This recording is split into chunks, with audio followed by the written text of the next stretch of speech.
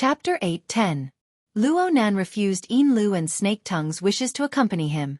He ascended the island by himself. The electric wheelchair traveled on the barren, flat, and hardened road. Soon, he arrived at the storage warehouse that he needed for his daily practice. Here, aside from the exoskeleton armor parts that could be replaced at any time, there were the military's energy bars, nutritional fluids, and some compound powders. They were arranged neatly in different storage bins, ready to be used at any time. Next to the storage warehouse was the Field Energy Center on Claw Island. This layout did not conform to safety regulations, but it met Luo Nan's actual needs. Right now, the energy center was equipped with a superconducting generator set. It operated tirelessly under the dual drive of wind and water. It provided an unending stream of electricity to the entire island base. It should be enough. Luo Nan compared the specific consumption of his previous practice and had a plan in mind. After all the prerequisites were met, he leaned against the back of the wheelchair and maintained a comfortable posture. He closed his eyes and cast his telepathic thoughts behind the layers of void barriers. The misty world, the misty maze, the tree-hole space. Luo Nan's telepathic thoughts flowed unimpeded. He smoothly made contact with the information of the external neuron floating above the lens. The feedback information made Luo Nan spit out a turbid breath. He had been wondering whether or not the signal link between the external neuron and the corresponding flying ship would be a bit more stable after a round of intimate contact had been realized. Reality was cruel. The downloading process of the offline test question library had yet to end. The careful inspection of the interface information had even been interrupted for a considerable amount of time. And this phase was precisely when the backlash of the Abyss world erupted. It was very clear that the outer space flying ship and the Abyss world were not the same thing, even though they were close. The fluctuations of the Abyss world formed a clear interference with the signal transmission of the flying ship. From this perspective, Luo Nan's previous torment did not make up for his losses. He just gained an additional analytical train of thought in name, and it was the type of logic that was fragmented. Also, when Luo Nan recalled the scene of the flying ship in his half-dream and half-awake state, he could not help but be a bit worried. It seemed that the artificially created object was about to reach its limit, and it had been suspended in the zone of limits for a long time. How long could it persist? He was unable to guess. He could only think like this: if it stayed there for a dozen years, a few decades, then it shouldn't be hard to persist for a period of time. Right. Luo Nan was destined to be unable to obtain an answer.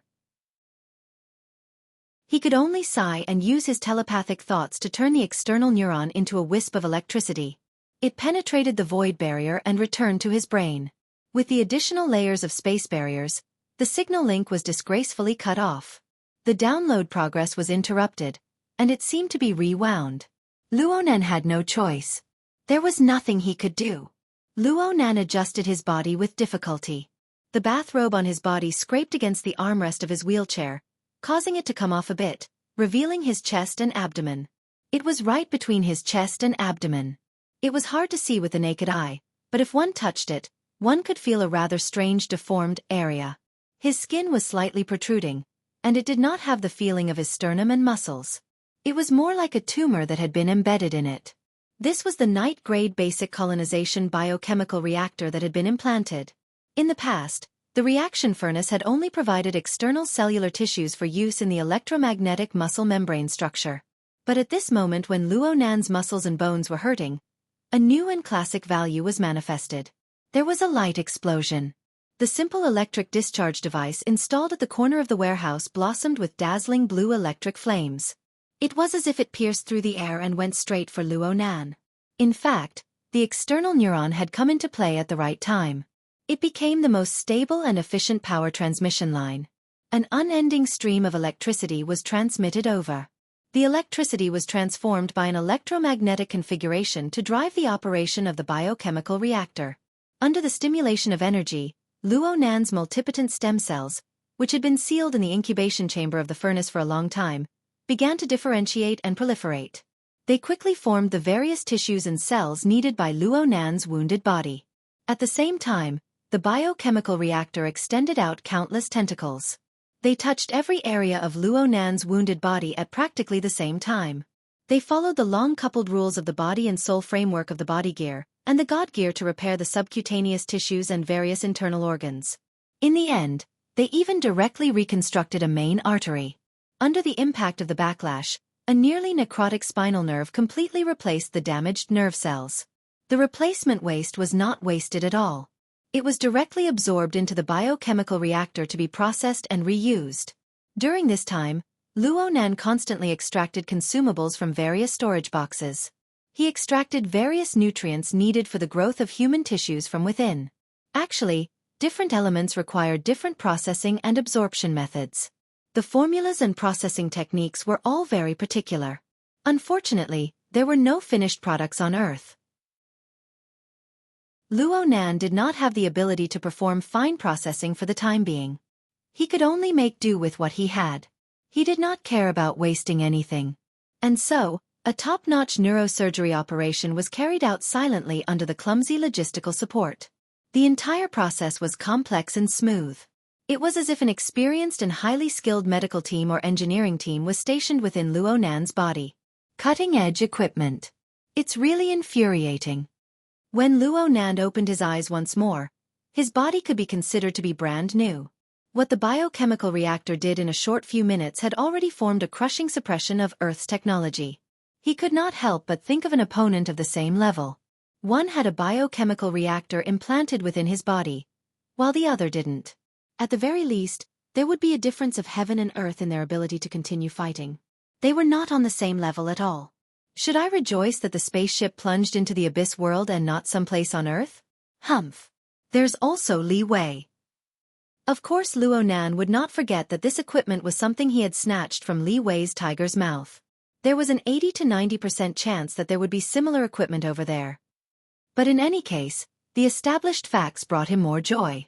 There was no benefit in thinking too much.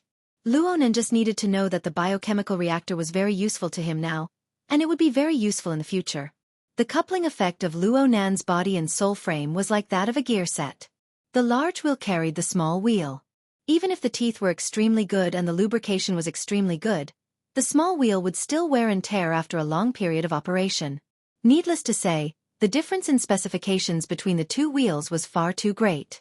Even though he normally had the soul cloak, the sandwich domain, and other similar reservoirs to adjust, the backlash damage to his body would be quite severe if he were to go all out in an emergency situation. Now that he had the biochemical reactor, some of his internal injuries could be repaired in a timely manner. It would not accumulate over a long period of time and lead to unpredictable consequences. Luo Nan thought deeper. The body and soul frame he had constructed several months ago based on the concept of coupling still had areas that needed to be perfected. There was still room for adjustments. The dichotomy between the body and the spirit was too crude. Magnified to a broader system, the effect between the two was not as simple as the mutual interference between matter and consciousness. Instead, one had to consider the harmonious relationship between order and disorder, rules and chaos, controllable and uncontrollable. TSK. He had naturally entered into the frame of the abyss world. Luo Nan did not want to court death, so he stretched his back on the wheelchair. He was not in a hurry to get up. After all, the tissues of his body had just grown, especially the nerve cells that included his spinal nerve. He needed to continue working together. Right now, there were still some problems with his coordination. It was always better to be conservative and cautious. He used the wheelchair as a means of transportation. He patted the armrest, and a miniature motor silently drove him out of the warehouse. But he only advanced 2 or 3 meters before he lost all power. He could not respond. Oh my brain is screwed. Luo Nan had only cared about recovering from the injuries on his body. He had forgotten about the powerful electromagnetic field controlled by the electromagnetic configuration. It was directly harmful to electronic products. The precise spare parts in the warehouse were all protected by sealed anti-magnetic cases. He could ignore them. The electric wheelchair beneath his buttocks was in big trouble. The battery, wiring, and chip were a complete mess. Even if Luo Nan was a professional and had the external neuron in his hands, he would not be able to save it in a short time. In the end, it still needed to be driven by human power. Luo Nan curled his lips. He used the strength of his soul to add power to the wheelchair. The wheelchair under him started up once more, and he smoothly exited the warehouse, heading toward the dock. The wheelchair stopped once more after advancing 20 to 30 meters. This time, It was not a problem of power. Luonan stopped in the spacious and barren open space. He frowned. Old Kong breathed in small mouthfuls. His lips were trembling due to the excessive pressure. He choked on the rust-smelling blood and engine oil, blocking his throat and causing him to suffocate. Fortunately, the life support system switched over in time, entering a low-energy consumption state. His vision dimmed, and all the images switched to display data. Only the secret passageway under Claw Island was clear. He did not exert any force with his body. The fish skin wrapped around his body relied on its special structure to borrow the power of the water flow to gradually approach the target point. His consciousness grew more and more fuzzy. He was trapped in a rusty shell, and the driving force he should have lost rapidly. Without the amplification of the shelter, it was too strenuous for him to move the fish skin outside by relying on his own strength. But if he did not strictly follow the emergency handling regulations and reset his soul frequency band at regular intervals, he would have been a step ahead in escaping from the shelter. Perhaps he would have been caught in one fell swoop like the others. The enemy was breaking the soul frequency band faster and faster. The old-fashioned shelter had already become the root of disaster. It was completely exposed under the enemy's eyes. The problem was that, just like the predicament he was currently in, without the augmentation of sanctuary, they, who lacked talent, would lose even the most basic ability to resist. That demon clearly had a terrifying and overwhelming advantage, but he still infiltrated layer by layer, toying with them in the palm of his hand. How could there be such a person in this world? No, he did not belong to this world. Old Kang's consciousness grew more and more chaotic. Blood seeped out of his 5 senses, 7 orifices, and pores. He twitched like an electric shock. A serious disorder had already appeared between the original human system and the modified system. Their functions and structures began to intersect and reject each other. Perhaps he was going to die. He was definitely going to die. But he had yet to rise from the well. As an old miner, he still needed to dig a few more meters. It was not because of the cold mechanical supervisor, nor was it because of the high radiation rare mineral resources.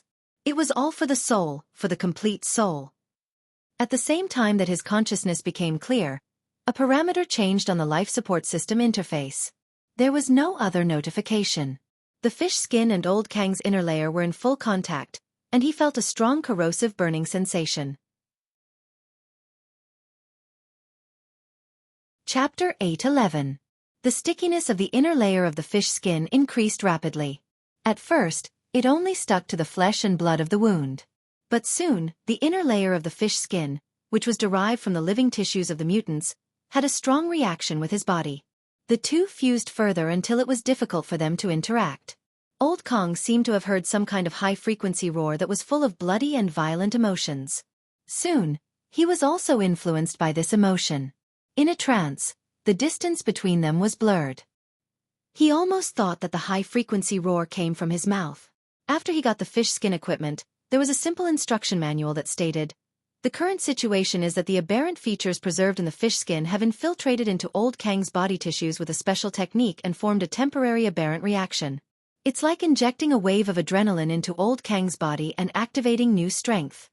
This strength was not for nothing. It was accompanied by a strong rejection reaction, but it was enough to support him through the rest of the journey, if nothing unexpected happened. Those people in the wilderness really know how to play tricks. Blood continued to gush out of his mouth. But Old Kong felt that his condition was a little better. At least he could use the superiority of a city man to ridicule those who he had never met before. Of course, he was still thinking about the key parameters on the life support system interface. Old Kong had never been to Claw Island before. In fact, among the 4 members of the liaison group who crossed the ocean to Ban City, the one who had been to Claw Island had already been killed by the military. He could only stumble and fumble forward according to the route and way of passage stored in the chip. He entered the drainage system of the forward base of Claw Island from the periphery of the lake, which meant that he had reached the entrance of the secret passage. The drainage system, which had been idle for many years, had become a gathering area for the rich aquatic species of Beishan Lake. To be more precise, it was the hunting ground of a certain group of mutant fish. This was originally one of the cover of the secret passage. People who were familiar with the situation could use other methods to pass through, but Old Kong didn't have this concept. The aquatic species in the drainage system smelled the abnormal smell of blood. Some fled in all directions, and some swarmed forward. Old Kong was not afraid. He twisted his body, which was indistinguishable from a human body and a fish body, slapped and bit, and forced his way out. The battle seemed to have injected new strength into him. After forcing his way forward for hundreds of meters, he saw a thick metal gate behind the muddy water in front of him. The purpose of the gate was to prevent the large mutants from invading the forward base on Claw Island. Old Kang's destination was not the forward base, but the side passage near the metal gate. This was installed by the church members of Ban City after the base was abandoned. It could use the base's small drainage system to connect to the large drainage system at the bottom of Beishan Lake, which had already flooded the city. It was a complex and secretive safety zone. Even ability users needed special diving equipment to stay there for long periods of time. Equipped with the fish skin, Old Kong could almost achieve half of his goal as long as he entered the tunnel. Not moving. Amidst the surging mud, broken bones, and flesh at the bottom of the water, a muffled shockwave spread. Old Kong hit the entrance of the passageway. Nothing changed except that the water was more turbid. His authorization chip controlled the fish skin to transmit the signal. It had already connected with the gate of the pathway, but there was no further response. Even though Old Kong had knocked away all the mud and shells wrapped around it, it remained motionless, coldly lying in front of him. The electronic lock had failed. There seemed to be a spare mechanical lock, but the one who was familiar with this place was already dead. *T, *T, *T. Right now, the little bit of energy and consciousness that Old Kong had left was truly not enough to solve such a complicated problem. After continuous setbacks, and also under the continuous attacks of the surrounding aquatic species, the toxicity and rejection reaction of the mutated trait finally took effect. The muddle-headed instincts of a wild beast quickly suppressed the remnants of his consciousness. He cursed loudly, but it soon turned into inarticulate hissing. He was still fighting the school of mutated fish, occasionally releasing high-frequency sound waves. The fish skin had already deeply fused with him. At this moment, Old Kong was like a big fish that had swallowed poisonous bait, struggling at the bottom of the water. His consciousness became more and more hazy. In the end, there was only one thought left. Dig forward. Dig forward. No matter what, dig forward. He gradually stopped paying attention to the fish that were attacking and biting him. Again and again, he hit the entrance of the tunnel and the metal gate. In the muddy water, he kicked up mud after mud. He did not know fatigue or pain. He just wanted to dig through the obstacles in front of him. After an unknown number of collisions, he exerted force once more, but the front was suddenly empty. Not only that, but the tunnel opened underwater and sucked him in. It sucked him into the water and flung him behind the metal gate. He passed. His hazy consciousness suddenly shook, but he was a bit dazed. He seemed to hear a sigh that resembled a human's. Was it a misconception? He quickly tossed it to the back of his mind. Even though he was a bit more clear-headed, he still let his habitual pure emotions take over. Dig, dig. His life as a miner wasn't an experience worth reminiscing about, but he was able to survive. This was an achievement worth being proud of. He had to survive before completing the mission. Just like this, Old Kong entered the deeper layers of the waterway. He entered the ink-stained pitch-black domain. "How dazzling," said Luonan, who had just returned to the dock. "Mr." Yinlu turned her head. She couldn't see any dazzling light source in the pitch-black night. Even the lights on the yacht were quite reserved. Of course, Luonan had always been like this. God knows what sort of wonderful scenery he saw that ordinary people couldn't imagine. Luonan didn't explain, nor did he get on the boat. He just opened up a virtual work area on the dock. He opened up a topographic map of Ban City and its surrounding areas. His fingertips started from the location of Claw Island. He followed a special route and extended all the way to a certain point northwest of Beishan Lake. He asked Yinlu and Snake Tongue, "Where is this?" Yinlu recognized it with a glance. "Mister, this is the fair trade market where the Day Society's processing plant is located. It's also the location of the Ban City Vagrant Exchange." "Then what about this place?"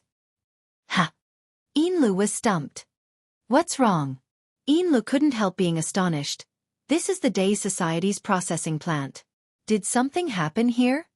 Luonan raised his eyebrows and drew a circle around the surrounding area. "It shouldn't be a problem to get here in 2 hours, right?" Right now. Lu subconsciously looked at her wristwatch. It was currently 8:22 in the evening in Ban City. It would be almost midnight by the time they arrived at the fair trade market. She was puzzled, but she still quickly guaranteed, "There's no problem. Do we need to contact the day's society to go to the processing plant?" Luonan finally considered the problem of the sky. Isn't it a bit late?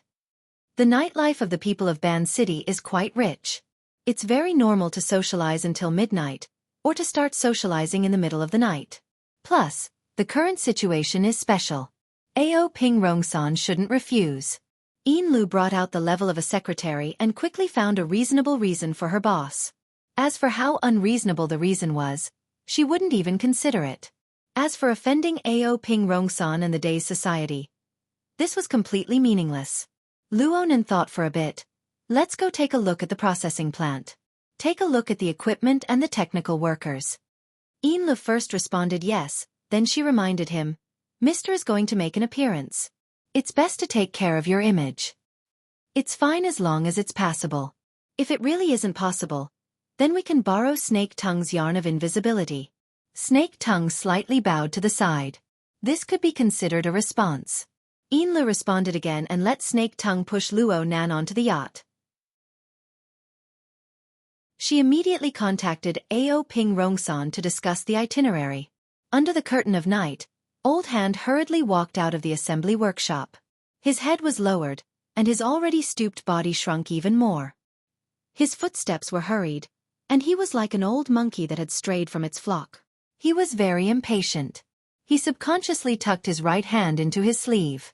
The warning signal that came from afar seemed to form a high temperature like soldering iron. It made his wrist faintly ache. This kind of warning signal represented that someone had passed through the sluice gate under Claw Island and entered the secret waterway. The sensors installed in the waterway were also continuously positioning themselves and giving warnings. It could be seen from the warning signal that the fish skin was indeed made by him. However, the damage was severe, and the person who came didn't strictly follow the operating procedures. All of this made Old Hand very uneasy.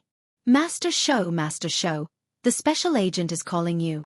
His apprentice rushed out from the workshop behind him and shouted, "Say I'm busy." "But where are you going?" A majestic figure wrapped in a suit blocked in front of him. Okira Rongsan happened to come to this side of the workshop and blocked the person. Old Hand's eyelids twitched. "Io, special agent. Hello." Okira Rongsan didn't want to lower himself to his level. He simply said, "The bidder is here to inspect the situation. I need you and I to receive them together. They will arrive in 2 hours." Old Hand blurted out, "Which idiot is coming at this time?" Okira Rongsan glanced at him coldly. For most people, this scar-faced man who used to be the charge leader had a ghost-like murderous aura. However, Old Hand stared back without showing any weakness. An ugly face could be used as capital? He had seen mutant beasts that were 10 times uglier and 100 times stronger in the wilderness. Didn't they all survive? In this factory, Old Hand really wasn't afraid of anyone. He had skills, apprentices, and savings. At the very least, he was 75 years old. For the old man in the wilderness who was suffering from old injuries, it was enough. Could this bunch of Japanese eat him? In the end, Okira Rongsan didn't do anything to him. He patiently explained, "This customer is the most likely partner of the employee stock ownership plan you proposed. The other party needs to understand the factory's equipment, personnel, and technical situation. As the workshop supervisor, you are the most suitable person to receive them." Holding shares was to let a group of old brothers and little kids have a foundation to settle down. However, now that danger had suddenly arisen, he didn't have the mood to socialize. Old Hand stiffened his old face and replied stiffly, "My stomach hurts. I want to shit." The Labor Protection Department has gastrointestinal medicine. You have 20 minutes to solve it. Chapter 8:12. About an hour and a half later, Old Hand finally saw the legendary Big Idiot. Oh no, the big customer. At this time, Old Hand's heart was already burning with anger. Damn it, it was said that the other side had arrived early. Making people wait for an hour and a half in the middle of the night, Old Hand thought that he was a very ostentatious person. But unexpectedly, Only 2 people came down from the luxury yacht that sailed into the dock, and one was disabled. He was pushed down in a wheelchair. It was a man and a woman. The man sat in a wheelchair and looked relatively young, but his specific age couldn't be seen. The woman looked like a white-boned spirit secretary, and she had a professional and cold demeanor. But in the eyes of Old Hand, this woman was the kind of hypocritical slut. Intentionally or unintentionally, she kept an intimate distance from the man in the wheelchair, as if she was afraid that others wouldn't know. Okaran Rongsan didn't have the cold look he had in the factory, and the lines on his ugly face softened a little. He brought the factory's management and went forward to welcome them. Old Hand followed behind the welcoming team with a straight face, listening to those people's greetings. The man in the wheelchair didn't say much. He only said that his surname was Mo, and it was mainly the female secretary whose surname was Een who spoke.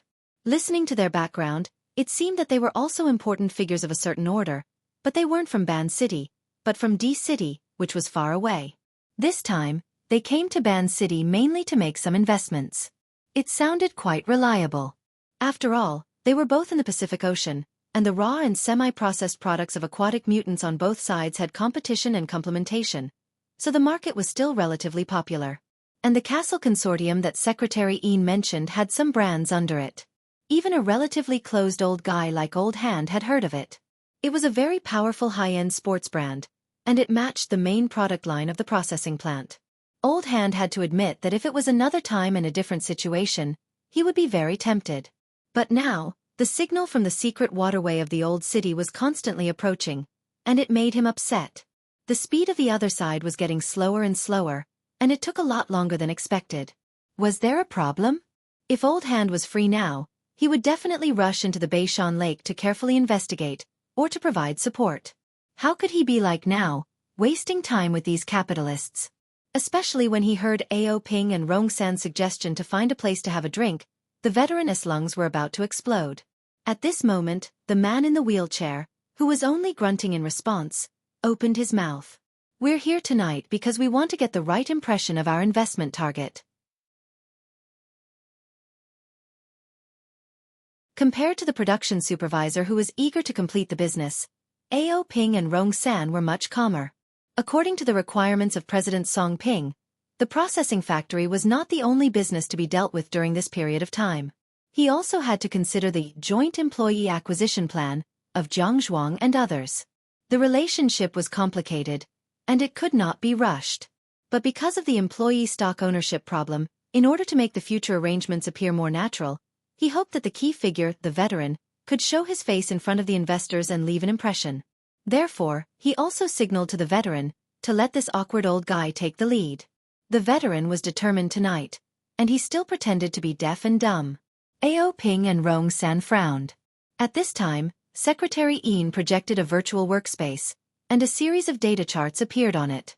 She casually scrolled a few times and said, "From the current situation, you have been carrying out customization business, but the performance is not outstanding. With all due respect, in the vagrant exchange and the inner world, this is a very important standard. There is a big difference whether there is unique technology or a well-known craftsman in the industry. Technology and talent need to be more detailed." Ao Ping and Rongsan finally said, "Mr. Mo, please visit the assembly workshop. That place uses the most manpower, and it is a relatively core link." The man in the wheelchair asked casually, "Is there a project in progress?"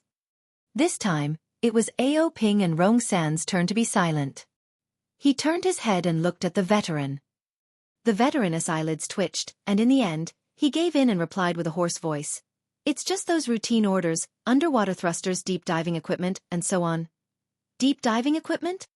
The man in the wheelchair said a few words and agreed to Ao Ping and Rongsan's suggestion.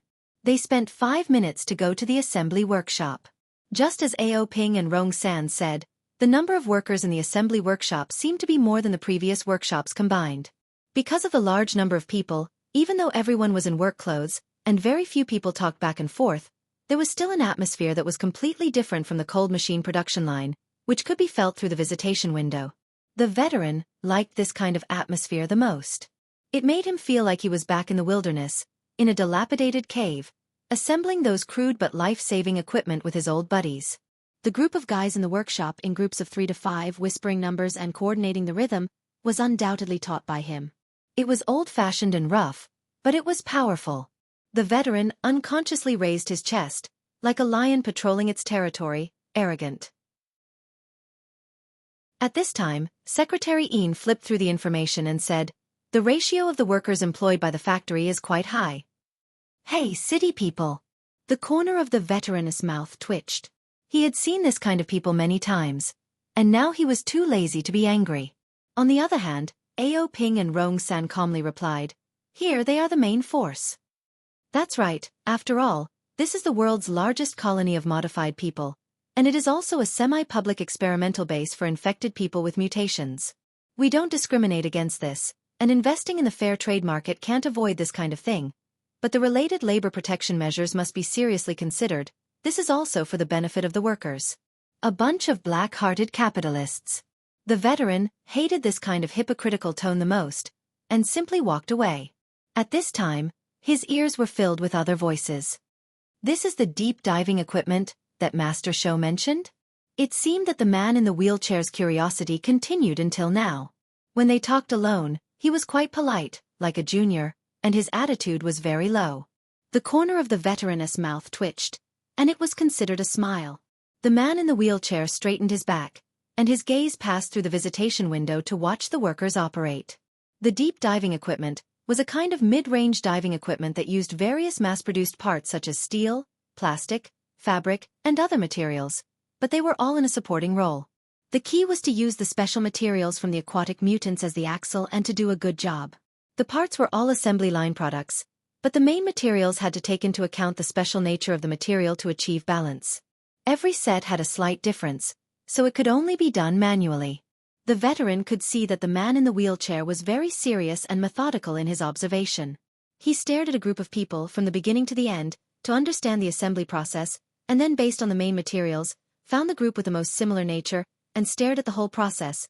This went on for 7 or 8 minutes before the man in the wheelchair opened his mouth again and sighed. "Very unique design, the combination of practicality and refinement is very good. Is this the wilderness style? It's not even that good." The veteran was immune to this kind of superficial praise.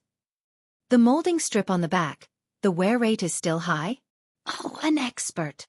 Just based on the man in the wheelchair's grasp of the nature of the main materials, the veteran knew that this person had a very good eye. But he didn't expect that he also had a way in design. It's inevitable when it comes to force movements. But it also depends on how it is used. It's definitely not a problem to slowly adjust and run in, but young people these days are impatient. Yes, it needs to be done in advance. But in the front, we can do some special refinement and nurture work. The formula technology related to the separation of special characteristics may still have room for improvement. Can you understand it? The veteran's face became solemn, and he thought for a moment before saying, "The formula and craftsmanship are our livelihood. But if we allow technology to invest, everything can be discussed." As soon as the words came out, the veteran wanted to slap himself. So many problems. The man in the wheelchair didn't express his opinion. "I roughly understand. Let's stop here for tonight."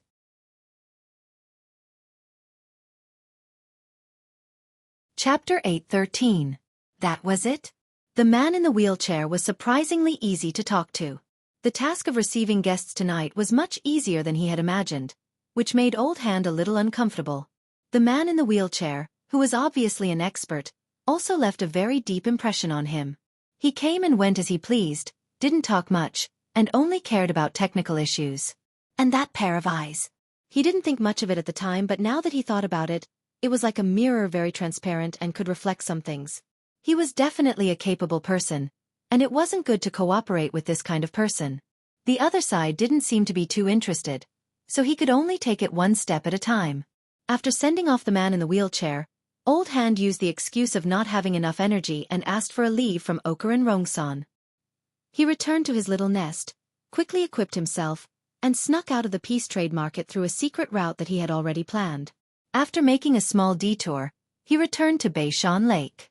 The peace trade market was located on the northeast shore of Beishan Lake, which was next to the Misty Mountain Range. If one were to go further into the land, it would be the publicly recognized wilderness. The crust of the islands was relatively brittle, and from time to time, there would be volcanic earthquakes, which made the wilderness particularly restless. In addition to the terrestrial species that appeared in the forest, the aquatic species at the bottom of Beishan Lake were also quite irritable. Every year, the peace trade market hunted a large number of mutants for raw materials processing. But at the same time, a large number of human lives were thrown into the mountains and lakes. Of course, the so-called human lives had to be discounted in the eyes of some people. The topic that Secretary Yin and Okaran Rongsan had discussed was the key.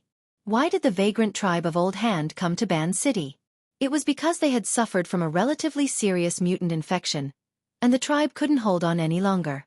If they wanted to receive the so-called humanitarian aid from the Star Alliance Committee, the condition was that they had to go to a designated place, sign an agreement, and voluntarily become the relevant living research material. That was the place that Ban City's peace trade market was. On the northeast shore of Beishan Lake, there were dozens of public and private laboratories of all sizes, all of which were doing this kind of work.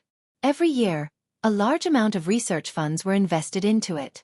As for the trade market with the vagrant exchange under the sign of the Equal Trade Promotion Association, it was nothing more than the careful and meticulous government merchants of Ban City arranging for the continuous flow of experimental subjects to make a living. He could also earn a small sum of money at the same time, so why not? For example, the Great Zay cult could exchange the experimental resources in their hands and send them to their own factories to work. That would be another wave of income. Back when old Luo was struggling in the wilderness, how could he have received such treatment? He was willing to risk his life with everyone to form a friendship, but look at what happened to him. Therefore, it could be said that the veteran had long seen through it. Perhaps it was because he was old and couldn't stand the torment anymore. Tonight, the veteran had a lot of emotions. All kinds of distracting thoughts only gradually settled down after he dived to the bottom of North Mountain Lake. The signal was still there, but it hadn't moved for a while. The place it stopped at was a supply point in the old city's waterway at the bottom of the lake. The water depth was more than 180 meters. If a normal person did not have special equipment, it would be impossible for them to dive there, let alone stay there for a long time. Veteran looked at his own situation and estimated that even if he was fully armed, he could only stay there for about half an hour at most with the power of his equipment. If the person who came over was still alive, he would have been struggling in the deep water for nearly 2 hours. For such a situation to happen, he was either a strong person with extraordinary physique, or the fish skin I hid at the supply point in the open sea is a scam. The veteran had already prepared for the worst. He went out from a sewage outlet on the shore of North Mountain Lake and dived step by step. When he reached a depth of 60 meters, he activated the underwater thruster and entered the city's waterway at the bottom of the lake. For safety reasons, the annual maintenance of the waterway was personally led by the veteran, so he couldn't be more familiar with it. It only took him about 15 minutes to reach the vicinity of the supply point. There was still a considerable distance before a muffled vibration came from the dark and lightless water. It was intermittent, and in the relatively quiet deep water, it seemed too intense. Of course, there were also mutants in this water area. With such a sound, they had most likely been disturbed. The veteran circled around for a while, but in the end, he gritted his teeth. He held the underwater thruster in one hand and took out the high-pressure gun that was specially used for deep water combat in the other. His speed didn't decrease, but instead increased as he rushed toward the area where the sound was the most intense. By the time he arrived, the situation had already calmed down. The sound coming from this area was muffled, and it was mixed with some fragmented noises. The underwater camera that the veteran was wearing collected weak light, temperature difference, sound waves, and other information in the deep water area. It combined all of these to form a blurry circle of images. This was a concrete building in the old city. It used to be about 7 or 8 stories tall. They could last longer than those steel high-rise buildings. Even after being submerged underwater for 40 years, the external outline still maintained its basic appearance. However, compared to the last time he came here, the middle area of this building had a wall that had fallen off, forming a water vortex that shuttled in and out. When the veteran approached, it gradually calmed down. The speed at which the veteran approached was even slower, allowing the underwater camera to adapt to the subtle changes in the environment. By the time he quietly passed through the gap in the building, he had a relatively clear grasp of the internal environment. A fierce battle had just happened here, and most of the traces had been washed away by the water. However, Both sides of the fierce battle were still here. The veteran locked onto the target in the corner. It was a streamlined figure. At first glance, it looked like a large fish that was as long as a person. However, at this time, the skin of this large fish had fallen off in many places, revealing the outline of a human skeleton and some metal-like structures inside. At this time, this half-man half-fish monster was tightly hugging a giant octopus that was obviously a mutant species. It used both its hands and mouth and fins to tear and gnaw at the octopus continuously. It looked like a beast or a demon. The veteran stared at this scene in a daze, momentarily speechless. When he created the fish skin and placed it in the supply point in the open sea, he had already expected this day to come. Therefore, the instructions were very solemnly written down, the relevant precautions, and indicated the worst consequences. However, he was very clear that when it came to risking his life, these things were nothing. Life, after all, was chosen by oneself. The veteran silently raised the high-pressure gun and aimed it at the figure. If he was already late, the only thing he could do now was to let this person die with some dignity. The other party didn't notice at all, but the veteran hesitated. After all, he still hadn't confirmed the details of the other party's state. Also, although the high-pressure gun was called a gun, its range in deep water was still very limited. He didn't have the confidence to hit it in one shot. After thinking for a moment, he released the underwater thruster and quietly moved forward. Unexpectedly, after advancing a few meters, the person in front of him suddenly turned his head. The bionic fish head that wrapped around the head was already half damaged. In the deep water and high-pressure environment, the exposed face was also highly distorted, and part of it was still stuck to the fish skin. One of the eyes had already exploded, and the flesh and blood were badly mangled. There was still a strip of the mutant octopus's meat hanging from the side of his mouth, making him look as ferocious as a ghost. However, the other party's reaction was unimaginably calm. He just slowly turned around and stayed in place, not reacting to the muzzle that was pointed at him. A glimmer of hope appeared in the veteran's heart. He also stopped, raised the muzzle, and maintained a safe distance. At the same time, he opened his own diving equipment's communication device. He caught the other party's signal and connected. A second later, the communication channel was formed. "Hello, can you hear me? Who are you?" "Heh heh heh." What came through the communication channel was only meaningless throaty sounds and panting, and occasionally one or two high-frequency screeches. There was no way to analyze it at all. The veteran's heart sank again. It was very obvious that activating the mutant trait within the fish skin and actively forming a mutant infection in order to obtain short-term power had already wiped out the other party's ability to speak. The veteran tried to send a text message, but there was also no response for a long time. This was normal. The mutant infection had already destroyed the other party's nervous system, and his brain function had already changed. It was already quite amazing that the other party could still maintain a relatively clear mind after such a long time. And perhaps this was all he could do. The veteran wanted to slap himself in the face again. This is the good thing you created. Wait a minute, there's still a way, the kind that is often used in educational activities. The veteran tried his best to calm his breathing, concentrate, and use his pitifully weak soul power to sketch out a certain special structure. According to the church's philosophy, one flower cannot grow into spring, and one tree cannot grow into a forest. Ordinary people without talent could only rely on collective cooperation to survive a great calamity that could come at any time. Only then would they be able to build a shelter for themselves and their fellow believers, huddling together for warmth.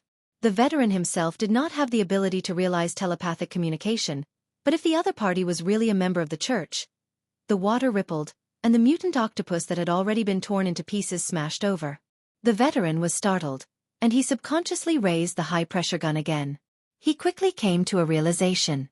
With the structure of a mollusk, and the fact that he was nearly 200 meters underwater, it was impossible for him to cause any damage. Furthermore, apart from this throw, the person on the other side only twisted his body in place, stirring up the water ripples. There was no follow-up attack. Then, "You won't let me use it?" "Heh heh heh. Is there danger?" Other than panting, there was no other sound, so the veteran knew that he had guessed correctly. But with the current situation, he could not keep guessing. He could not imagine the specifics of the situation at all. What should I do? At this moment, the hideous body in front of him moved, slowly moving forward. The heh sound came from the communicator again. He could tell that the other party was trying to make his voice steady, revealing his desire to communicate. Want to get closer to communicate? The veteran was a little hesitant. That's right, he had joined the Soul Order, but he could not be considered a devout believer. He saw it more as a partner who huddled together for warmth, and this was also in line with the teachings of the church. Now he was asked to risk his life. Bah, a man in the wilderness had all sorts of bad habits, except for one, and that was never a coward. The veteran forcibly stabilized his body and watched as the other party approached bit by bit. He also watched as the other party used chaotic and even ridiculous movements to make all sorts of signals. It was very difficult to understand, but the veteran was shrewd and ruthless at this moment. He remembered the experience of learning the sanctuary technique when he first joined the church. Recalling the scene at that time, he freed a hand and stretched it forward. Just like that. He touched the body in front of him that was neither a human nor a fish. The cold and slippery touch was faintly discernible through the diving suit. However, apart from the simple and crude touch, he also felt a little bit of warmth. It did not belong to the cold and gloomy lake water, but to another world of nothingness. It turned into a warm light and slowly traced a trajectory.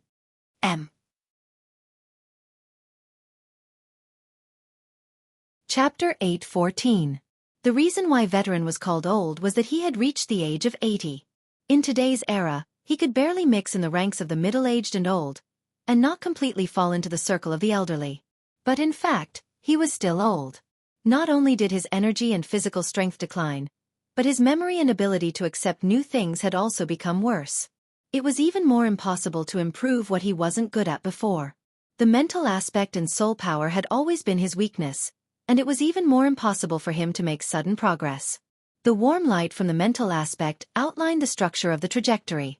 It didn't seem complicated, but there was a certain requirement for accuracy. And since it was a cooperation, he had to find the right rhythm. Space and time, the multi-dimensional precision challenge was very unfriendly to Veteran, and it greatly slowed down his learning progress. Once, twice, 10 times, 20 times. Gradually, counting became meaningless. More accurate, more accurate. Veteran didn't know how long the other person could persist, but when even his own attention began to be exhausted, the other person's state could be imagined. The more it was at this time, the more he couldn't rush. It was such a simple principle, but it was too difficult to do it. Unknowingly, under the diving suit, he was already covered in sweat. Even with the interference of buoyancy and water pressure at the front of his palm, the weight seemed to be increasing. He knew that it was the weight of death. The situation was getting worse. After a series of failures, the light trajectory of the other person's demonstration also had problems. Even a veteran who was a semi-amateur could tell that Meng Chao was right. The details were off, the structure was unstable, and the function was not formed. At first, there would be 1 or 2 problems in 10 attempts, then 3 or 4 times, and then half and half. Veteran really wanted to shout at the other person. If the F*King shelter can't be built, then it won't work. It's better to find a random god and worship it. Besides, isn't there a design? My ability to read pictures is top-notch. What's the point of doing this mysterious oral teaching? But all the emotions and distracting thoughts settled in front of the other person's seemingly endless demonstration over and over again. Veteran sighed and laughed. Fine, I'll accompany you until I die. I still have this bit of patience. If I can't learn it in the end, go over there and curse me. What he got in response was a breathless silence, another demonstration. But since he had spoken, the veteran had completely let go. He was no longer stubborn. Instead, he supported the person opposite him and searched for a more stable and comfortable position in the sunken building. He leaned against the mottled concrete wall and let his old bones recover. I'm not distracted. I'm just suffocating to death and need a breather. Old people don't use their muscles and bones as their strength. Being able to retract and release them freely is the best condition. Don't blame me. I've been a good teacher all these years, and I can't stop talking. The more I talk, the more spirited I become, and the more excited I become. Just don't let me disturb you. Come, let's continue. The boring study began again, and the mouth of the veteran never stopped. It was like a small wave on Beishan Lake, washing away or at least diluting the taste of despair inside and outside. Time ticked by. Well, you did pretty well this time. I was just a little bit off. Let's continue. You came to find me. Have we met before? After spending so much time together, I do feel a little familiar. You came to find me because you trust me, old show. Don't worry, I may not be as stubborn as you. I'm a little worse in terms of teaching and methods, but my mouth is tight, and I know the word benevolence and righteousness. This time, after learning it, I'll definitely find a trustworthy child to pass it on. Oh, just a little bit off again. Hey. Don't be distracted. Oh, you choked. Come, let me pat you. At least half of your bones have been replaced with steel. Speaking of which, you should be one of the people who came to preach before. I have some impression of you. Forget it, let's not stray from the topic. Let me tell you, there are a lot of good boys and girls in our group. They were all trained in the wilderness. Back then, I followed old Luo for a while, and they were all so arrogant. Your shelter. Cough, it's us. This doctrine is quite good, and we all like it. Who can we count on in the wilderness? It's ourselves, and the companions we can trust. With this shelter, the originally illusory things can be quantified, and the efficiency has increased. It's quite good. This is quite similar to what Little Boo said back then. She's a good girl, but good people don't live long. We believe you just because you preach. Do you really think you can spout lotus flowers? In the end, I still feel that it's kind and suitable. It's really suitable, you know?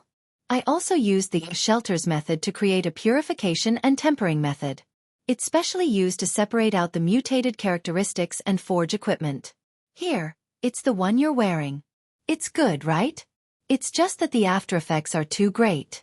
Look at you, I'll have to think about how to improve it later. You can't be a guinea pig for nothing. Hee, I don't think I should say that. You must be cursing me in your heart. Scammer. The information traveled through the void, and the veteran instantly became speechless. It was also at this moment that a clicking sound came from the nothingness. It was as if the parts were riveted and the modules were connected. From top to bottom, from inside to outside, everything fit seamlessly. It was as clear and refreshing as before. On the mental plane, a simple and clear structure was erected. It was just a combination of basic parts, but it was surprisingly stable. This still couldn't be called a shelter, but the foundation was already under construction, right? The temporary teaching space that was drawn out became turbulent. Countless hazy shadows shuttled back and forth. There was also the clanging of metal and stone, and a hoarse roar. It constantly pounded at the heart and brain, burning hot. The veteran wasn't surprised. He already had a similar experience when he first came into contact with it a few years ago. This should be the accumulated emotions of the other side for a long time. It carried a large amount of information. But unfortunately, he didn't have the ability to distinguish them one by one. He could only watch as they popped like bubbles after a dazzling display. In the midst of this, only a cuss was rather clear. Lousy tricks of the wilderness. The veteran quickly reacted and retorted, "TSK, city people. It's rare to see someone like you." Hey, what's your name again? You should at least let people know who this old man screwed over. TSK, city people are poor and generous. The darkness was still darkness. The dim light from the equipment couldn't penetrate the darkness. The surrounding material environment didn't change at all, but the veteran could see a weak and stubborn radiance extinguish. Half of the support of the nothingness world disappeared. The foundation that had just been erected collapsed, collapsing without a trace. This old acquaintance, who he might have seen before, but he couldn't recognize, had died in the end. The veteran couldn't do anything. He could only be certain that Luo Nan had already memorized the construction drawings of the new shelter in his mind. There wasn't a single mistake. When the color of the sky brightened, Inla carried a tray of food and quietly arrived outside Luo Nan's bedroom. Snake Tongue was kneeling there in silence. Her posture was refined and steady. It was as if she could maintain this posture forever. She wouldn't feel any fatigue or slack off. After returning last night, Luo Nan had forgotten to return the veil of invisibility to her. So today Snake Tongue appeared in front of others with her original appearance. She had an extremely similar silhouette, but with just a few additions and subtractions. There was a gloomy and cold air that was rarely seen in the Northmont snow drawings. It was hidden in the tips of her brows and the corners of her eyes, causing the surrounding air pressure to drop a bit. Only then did Inlu remember that this was a powerful B-rank power known for being sinister and mysterious. Even though she had the Blood Flame Order behind her back and had gained many benefits recently, she still wasn't Snake Tongue's opponent. However, Inlu couldn't help but feel a bit of a conquering delight when she saw such a powerful character acting humble and small. She was like this, yet the person in the room was actually able to face her with indifference. She really didn't know what kind of structure his brain had. 100 thoughts spun in her mind, but her face was calm and without a ripple.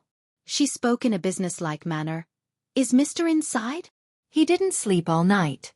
He's probably still drawing." Inlu hesitated for a moment, but she still walked forward. Snake Tongue opened the lattice wooden door at the right time and invited her inside. Luo Nan was still dressed as Boss Missouri from last night in the bedroom. His belt was still untied, and the effect of the veil of invisibility was still there. He sat upright on the tatami, holding an electronic pen in his hand as he faced the virtual work area in front of him. One could see that his eyes were densely bloodshot, and he looked quite tired. His hands didn't make any substantial movements, but he kept on drawing in a small area. It looked like he was a bit excited. But overall, he was just staring blankly. Since she came in, Inlu called out softly, "Mister, would you like to have some breakfast?" "Just put it there." Luonan responded quite quickly. He clearly wasn't focused or daydreaming. Instead, he was in a state of being overrun with distracting thoughts. Inlu could only obey. She and Snake Tongue, who had followed her in, laid out the plates. During this time, she couldn't help but let her gaze drift towards the work area. All she saw were hazy and chaotic lines and blocks of color. It was like a sea, but it wasn't a sea. The general structure was a bit familiar. Right when she was guessing, she suddenly heard Luo Nan's command, "Go find out about the matter of technology investment." Inlu was stunned for half a second. Only then did she remember that the so-called technology investment was something that the awkward old man mentioned last night. She didn't think that Luo Nan would actually take it to heart. "Yes. I'll contact Ao Pingrong and Rong San right now. Or I can directly contact that person." Veteran. Ah yes, the old hand. Luo Nan continued to stare at the work area. He didn't even turn his head. "Also, organize a copy of the Soul Order's information and give it to me." "Yes." "That's right. There's also the Deep Blue World. Earth's current development of the Deep Blue World aside from the research projects of the Deep Blue platform. For example, minerals and the like." Inlu was a bit stupefied. She knew about the Deep Blue World, but this place was only known to people in recent years when the Deep Blue Walkers entered the military. Whether it was the mortal world or the inner world, they knew very little information about this place. The Blood Flame Order didn't have any relevant reserves. Plus, the span of these three commands was a bit large. She was completely unable to grasp the connection between them.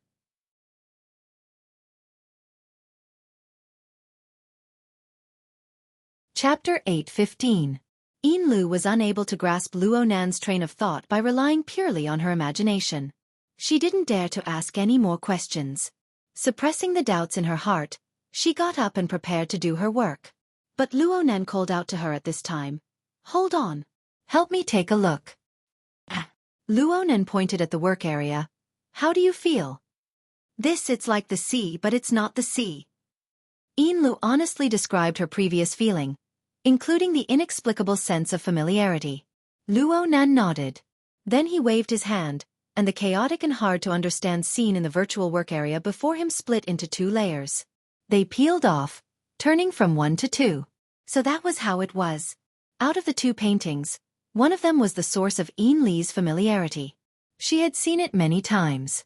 It depicted the storm and thunder on the sea, and the intertwining tornadoes.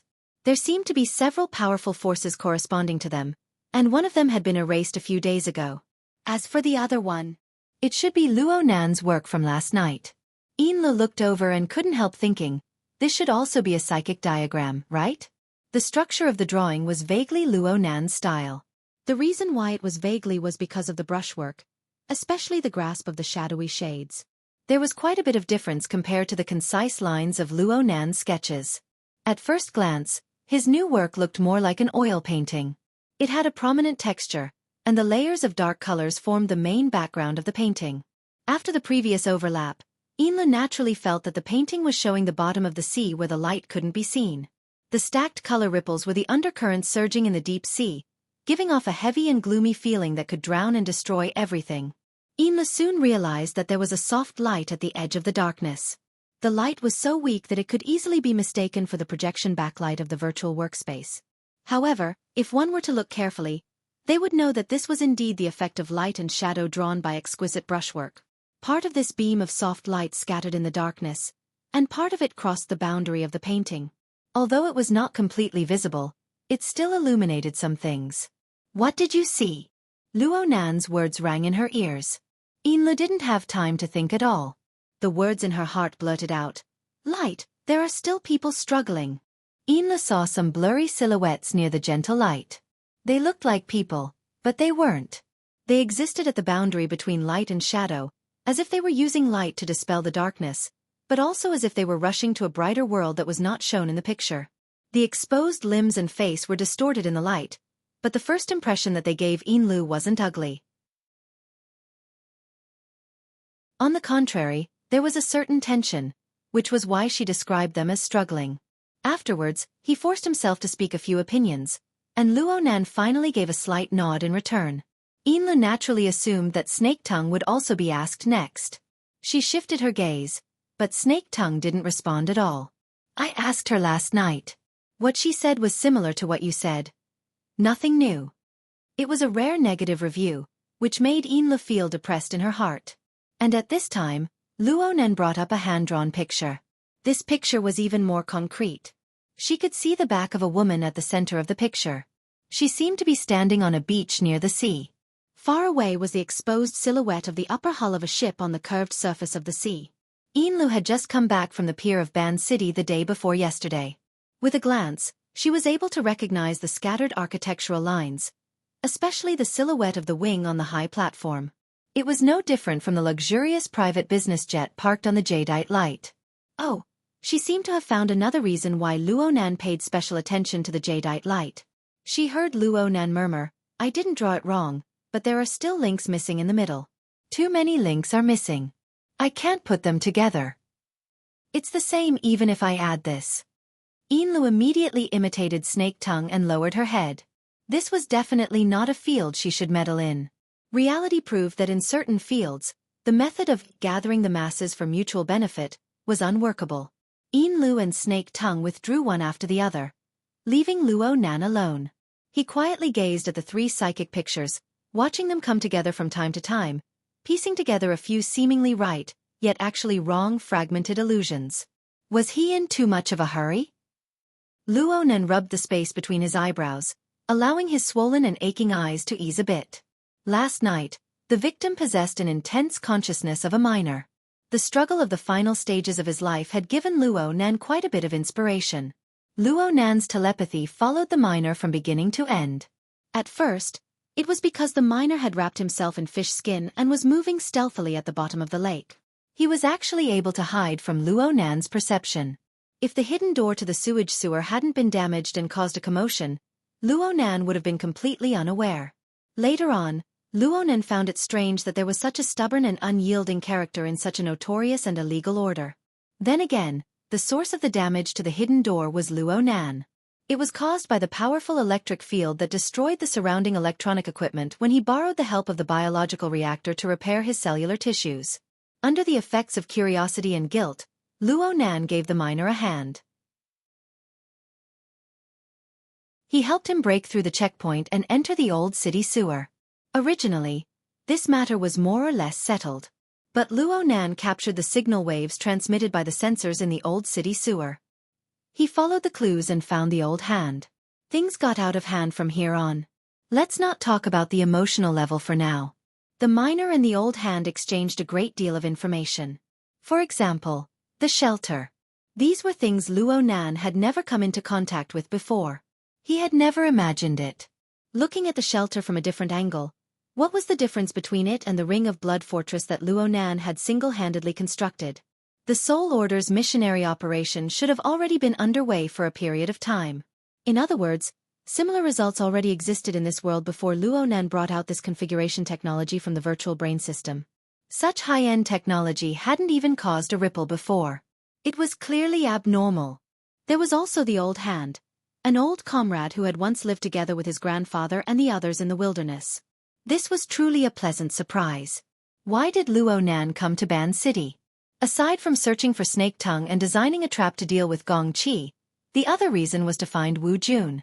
He wanted to find and clarify the relationship between her, his grandfather, and his parents. He wanted to confirm relevant information about the wilderness laboratory. He hadn't found Wu Jun yet, but he had encountered a replacement who wasn't inferior in any way. Perhaps this person didn't know the core secrets of the laboratory like Wu Jun did. But listening to the old man talk about a few matters of the past was pretty good, right? If it was possible, Luo Nan wanted to run over right now, grab the old hand, and chat with him for 3 days and 3 nights. In the end, he didn't make the trip. Aside from the current delicate and dangerous situation in Ban City, there was another reason. Luo Nan had gained something from the miner's lesson to the old hand. When the foundation of the new version of the shelter was constructed, there was a brief opportunity for a mental exchange. The old hand's attainments in the mental side weren't enough, so he was unable to read the information within the miner's gushing emotional strength. But Luo Nan was different. Perhaps he could be considered the world's most powerful bystander. It wasn't just in that instant. During the final 2 hours of the miner's life, the miner's hazy yet rich emotional thoughts were reflected in Luo Nan's mind. The destructive mutation infection was an incurable disease that Luo Nan had no way of treating.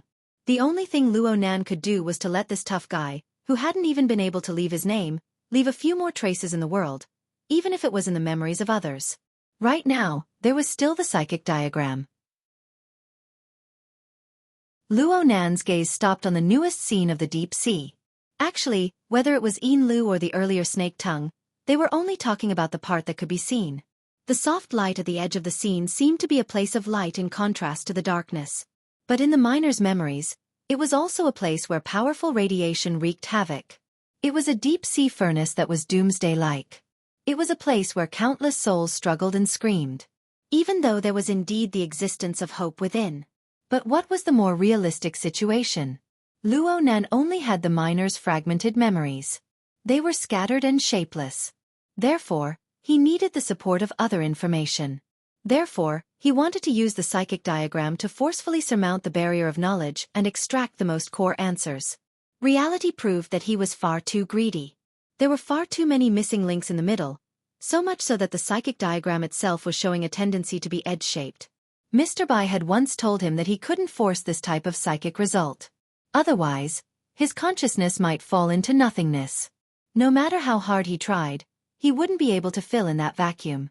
Actually, he could fill in a bit more. Luo Nan always felt that there were still some things inside. They already existed, but they were hidden too deeply. Or perhaps the fragments were too severe.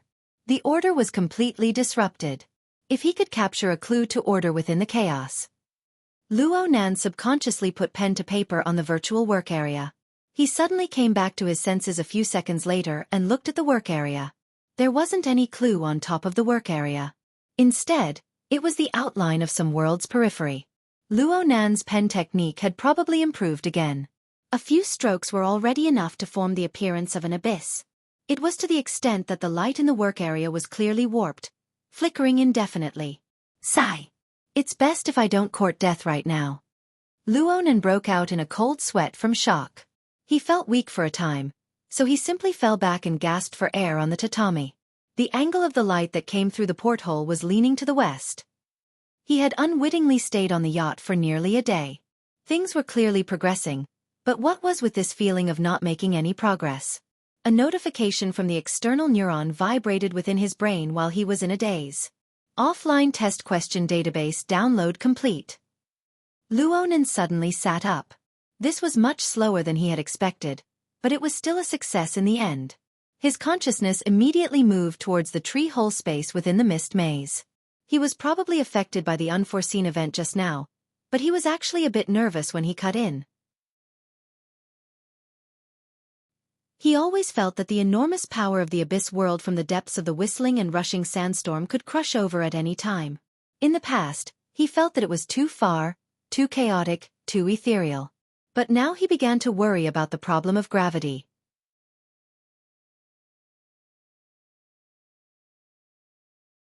Chapter 8:16. Luonan's consciousness entered the virtual brain interface once more. 2 days and 1 night of downloading did not bring about too obvious of a change. There was only a new notification pop-up waiting there, covering the information refresh window. The notification said, "Offline test question database download complete." It seriously lacked a sense of ceremony. Luonan was affected by this and was worried about the gravitational problem of the abyss world. He didn't have any special feelings. He directly chose to confirm. The notification pop-up disappeared and the information refresh window behind it appeared. New but familiar characters appeared, initiating verification procedure. Confirming activation of offline test procedure. Owner's genetic data has not been entered into the database. Results are being entered. Overall results fail. If he knew that he had to re-enter the questions, he would have taken advantage of these 2 days to do a few more sets of questions and increase his basic points. Luonan chuckled in his mind. Then he saw the follow-up information continue to roll. Additional question database data pulled out. Determining additional question difficulty as space-time configuration Heaven Stairway Level 2. Selecting questions. Without any buffer, a clear change appeared in the virtual brain interface. The background of the deep starry sky began to expand. The central virtual brain galaxy seemed to come head-on. Millions and millions of stars shuttled and flowed, then scattered in all directions. It represented a process of drawing closer, enlarging, and focusing. The stars became sparse and felt even more distant. A deep void filled most of his field of vision. But soon, the surface was smeared with a relatively rich color. The main source was a large blazing fireball in the distance. Because the light emitted was too intense, it passed through the diffraction and refraction of certain interstellar matter, forming an enormous warped dynamic facula of light. It blurred the proper spherical shape. A portion of its elongated extension was like a spewing light whip and tongue of flame. It cut across a small portion of his field of vision. And so Luonan knew that he should have entered the range of a certain planetary system. He was able to observe the star's sun from a close distance. While he was still analyzing, his field of vision was completely out of his control. He avoided the powerful light of the star and turned in a different direction. A bit of green vaguely sprouted in the void of that position. It rapidly enlarged in the center of the interface. It had a relatively distinct curved boundary. It was clearly a rapidly expanding planet in his field of vision, and it was brimming with the aura of life. It's like playing a game or watching a movie. Luonan couldn't find the feeling of being tested for a time, but it was a bit lacking to say that he was immersed in the scene. The immersive effect was not as good as virtual reality, and his sensory perception lacked real feedback. He knew very well that he was still on the yacht, transmitting information through space and waiting for the test question to appear. While he was pondering and studying, a series of data quickly popped up at the edge of the interface between the habitable planet and the void. The entire field of vision instantly turned into an information window similar to the cockpit. Visualized dynamic information was distributed in the field of vision in a complex and logically connected graphic pattern. From surface data to in-depth analysis indicators, everything was available. At least in Luonan's eyes, this was the case. A lot of the information was filled with symbols and units that he could not understand. They were profound and highly professional, beyond the scope of an intuitive translator like him. If it was a game, the newbie guide was really terrible. But this was a test, the kind that did not bode well. Luonan's scalp was a bit swollen. He was afraid that he would miss out on some important information. He opened his eyes wide and read the decipherable information of the memory information interface in one gulp. And during this process, his field of vision plunged into the atmosphere of the green planet in front of him. The feeling of a game or a movie came again. The image of the planet rotated at an unrealistic high speed, forming a fast-forward effect. At the same time, even more complex information, data, and corresponding analysis diagrams were flung out to the edge of his field of vision. Luonan couldn't keep watching. Luonan waited for the planet's rotation speed to return to normal with great difficulty. Just as he was about to catch his breath and reorganize the structure of information, his passive field of vision was instantly filled with a dynamic image of an explosion. It really was an explosion. What Luo Nan saw right now was a desperate battlefield. Successive explosions of intense light and raging flames tore apart the primordial greenery and burned half the sky red. Flying targets were shot down every second, and buildings on the ground were destroyed at the same time. Fatal flashes of light and impact crisscrossed between the sky and the ground. Though there was no sound input and it was like a pantomime, this was a war. And at this time, a mission window popped up in an eye-catching position on the cockpit management interface. Compared to the specialized interface that caused people to shrink back, the mission description was quite clear. A high-resolution satellite image locked onto the core region where the flames of war swirled. There was a large base called XX Relay Station. According to the introduction, the complex of buildings on the ground was only a small portion of the base. More facilities were still underground, and the core area was hidden in a special space-time structure that was similar to a demiplane or a space vault. Luo Nan was able to understand this even though he guessed it. There were many introductions inside that touched upon more specialized domains. Luo Nan didn't understand half of it. The majority of the information he didn't understand was skipped. All in all, this base was extremely important. It possessed extremely high strategic value. Whether it was a movie, a game, or a test, all of this was necessary. It didn't hinder the understanding of the questions. Luo Nan carefully studied the key descriptions. The general meaning of the mission panel was, this was an important base sandwiched between 3 layers. The outermost layer was equipped with a XX defensive space-time barrier. It served as a bunker against external enemies. It could be understood as some sort of enchantment. But right now, the enchantment was on the verge of collapse under the high intensity of the enemy's attacks. Luo Nan's test question was to take a step further in upgrading the defensive power of the relay station based on the situation of the battlefield and the enemy's strength. He didn't destroy the base's sandwiched 3-layer layout and retained the existing enchantment. The idea of the test was very clear. It was a test of Luo Nan's space-time configuration design ability. This was a very appropriate test if the questions were examined correctly. Clearly, the Heaven Stairway level of questions were on a completely different level from general knowledge application questions. The practical requirements were extremely high. It was already very close to actual combat. Luo Nan also discovered during the examination of the questions. Other than the intuitive interface of the cockpit management interface, he could also pull up various design blueprints of the base if he needed them. Geological structure diagrams, construction diagrams, and even the core planar configuration design were all there. Luo Nan skimmed a few glances. There were also all sorts of changes to the infrastructure and the dynamic losses of war. Everything was there. It was simply excessive. It formed a complete historical chain from the beginning of the base's construction all the way until now. Wasn't this test question designed according to actual combat examples? Perhaps there really did exist such a large-scale base at a certain time in the universe. There was such a war. There was such a node that required the contributions of a certain configuration designer. A sense of history assaulted his senses. Compared to this, the lack of authenticity in the senses was secondary. It was reasonable to say that any examinee would have nothing to say when the background information was given to this degree. All they needed to do was bury their heads in research. But Luo Nan, who had examined the questions twice, looked at the various data and charts that continuously refreshed on the cockpit management interface. He wanted to close his eyes and let out a long sigh. Perhaps the gentleman or lady who designed the test question had thought of everything.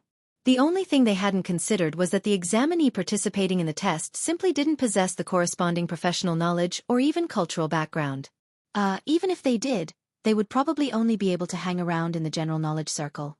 It was impossible for them to touch upon the Heaven Stairway level of tests. Luo Nan was an exception. Once again, it was too professional. It was fine to just look at the basic layout and configuration design of the relay station. After all, Luo Nan had come into contact with a bit of a similar standard composition method in the virtual brain system. Combined with his solid foundational skills, he was able to delve into it with a vague understanding. He felt that he should know how to do it. It was just that he was unable to find a precise place to start in a short amount of time. But the problem was that the test question clearly stated that this test had to be viewed in conjunction with both sides of the offensive and defensive battle. Luo Nan was on the defensive side, and the external enemy occupied the offensive side. In other words, the enemy he needed to defend against What the hell was that? There was a mist fortress that was as enormous as a mountain in the air. It was also an unfathomable mist fortress. Lightning interweaved within it as it expanded and contracted. Every time it flashed violently, it would spit out a swarm of bee-like monsters. Among them were air raiders that were similar to prehistoric pterosaurs. They spat exploding acid balls from their mouths. There were enormous rock monsters that were comparable to heavy cannons. They bombarded with death rays from dozens of kilometers away. There were beetle-like assault swarms that could burn parts of their bodies to forcefully break through boundaries and engage in close combat. And there was also the thing that extended out from the mist fortress. It was like a special tentacle. It was indistinct. It pierced through the ground and into the clouds. It could seize the base's facilities and energy at any time. It could even suck combat personnel dry. What was it? Actually, the test system had a label. Every time Luo Nan's attention was focused on an individual target, the cockpit interface would mark the target's basic information in the form of AR. However, Luo Nan was unable to understand the concise expression that was composed of professional symbols and measurement units. He looked over and over a few times, but he was only certain that these monsters seemed to be vassals of some fantasy breed. Could it be that it was all an illusion? Luo Nan understood. Luo Nan understood. In the eyes of the designer of the test question, the personnel participating in this test certainly possessed the basic knowledge to recognize this type of information. They could obtain comprehensive information from the interface as a reference. The more detailed information was certainly hidden behind professional words and symbols. Perhaps the difficulty of the test question would be completely controllable after integrating and analyzing all the information. But the reality was that Luo Nan didn't possess this kind of cultural background. The translation function of the secret text of the word me was limited. The information was all intermittent. Plus, the lack of the reality of the scene caused Luo Nan to only be able to use his sight to distinguish. His most proficient mental senses were completely useless. How was he supposed to take the test?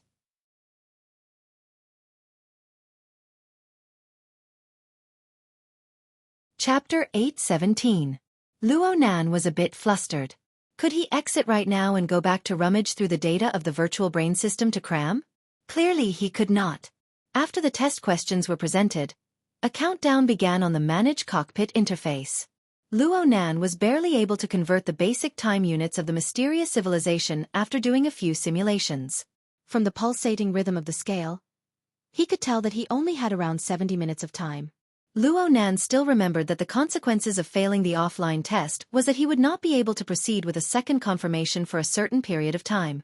Luo Nan could only make blind guesses when it came to the measurement of a longer span of time. Months? Years? Or even longer? The more it was like this, the more he couldn't help but consider the most difficult aspects. Because of this, Luo Nan was exceptionally unable to accept the result of failure. Since he couldn't accept it and he couldn't change it, there was no point in lamenting and regretting.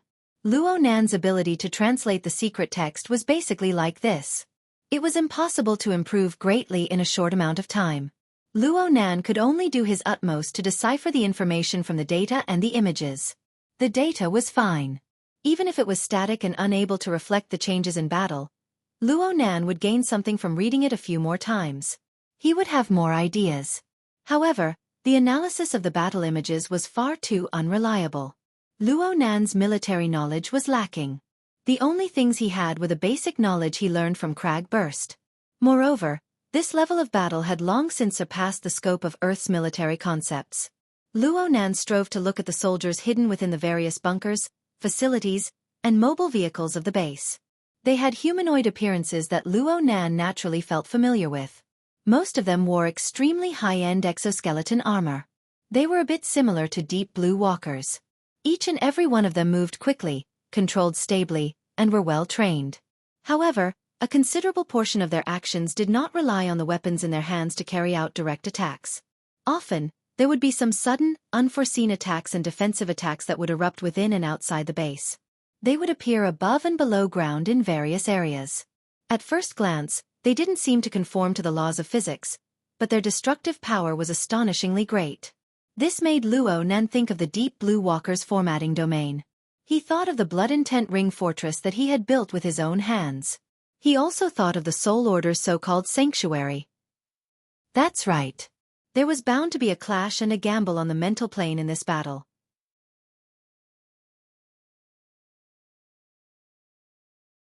He was clearly struggling within the maelstrom of limited information and infinite chaos, but he inexplicably associated it with the abyss world. He associated it with the solar chakram and absolute hell, mutually conflicting and compromising structures. And it was extraordinarily clear. It was as if it was right before his eyes. Last time he was in such a state. What followed next was a backlash plus heavy injuries. Luonan shuddered. The disadvantages of the non-immersive environment were apparent. He popped out from his focus state and instinctively inspected the state of his body and soul. His body was fine on the yacht. The tree-hole space was still stable at the forefront of his thoughts. Then, the countdown of the administrative cockpit entered a warning orange-yellow zone at this moment. It reminded Luonan that the time for him to hand in his test paper was getting closer and closer. Luonan gritted his teeth. What was he thinking about? He wouldn't die anyway. At worst, he would just make a trip to Claw Island and update himself. And if he failed this test, he would be unable to increase his privileges. It would be difficult to obtain the encrypted information of the external neuron. The impact was secondary. What was truly unacceptable was that he would miss the window to approach the truth. He would have to start another round of unpredictable waiting. He had to choose the lesser of two evils. If the special image of the abyss world could stir the current deadlock, then there was nothing bad about it. Well, it was impossible for Luonan to pin his hopes on another unpredictable factor. He needed to maintain his focus first. Luonan slapped his cheeks heavily with both hands and forced himself to dispel all distracting thoughts. He placed his attention back on the virtual war.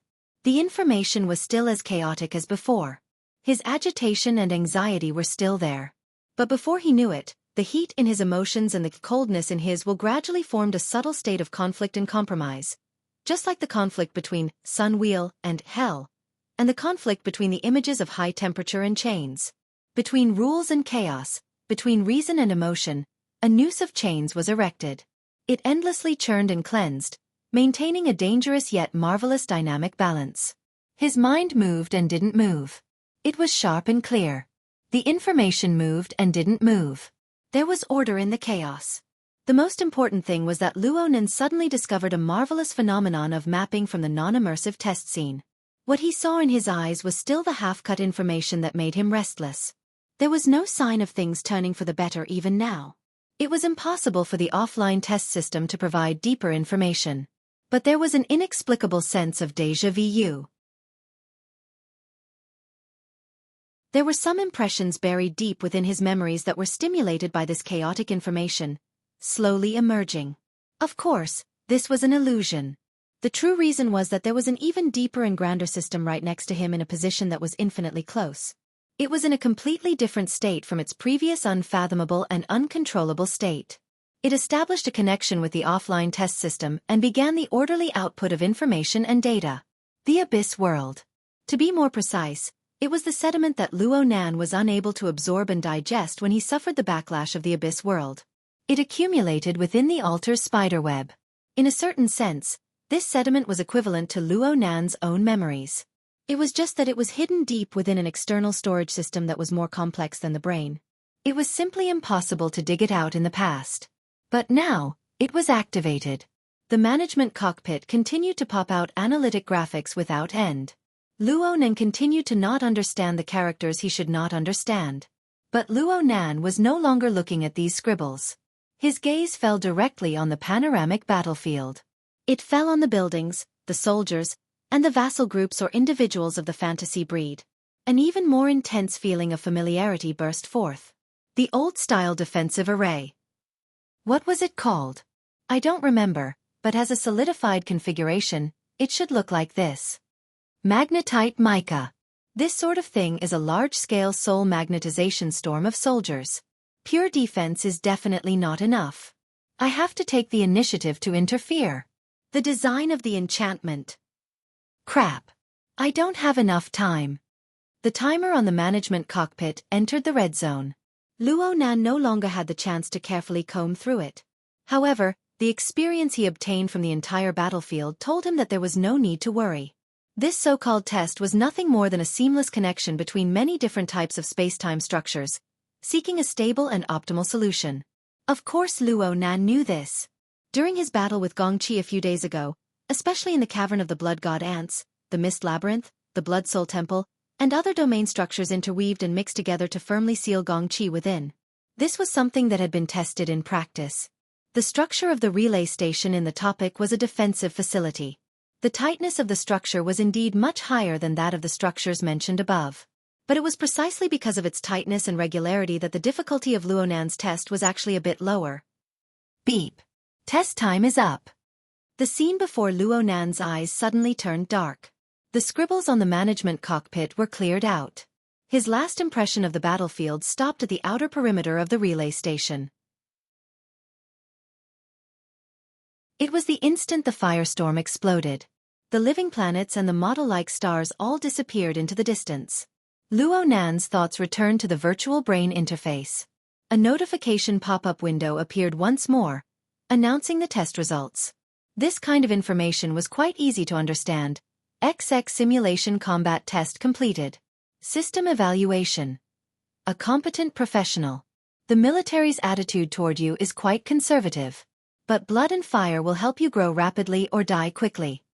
What kind of score was this? Luckily, the true test results came out. Additional questions offline test result. Pass. Realization of Heaven's Stairway waiting. The waiting score is incorporated into the general knowledge test result. Applicable to the 100-year sequence special talent clause. Knowledge access level increased. Confirmation of rights review complete. Rank determination complete. Holders' current privileges. Ownership.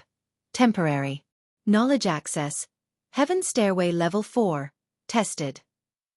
Resource access. Sergeant rank. Tested. Heaven Abyss Network. None, not connected.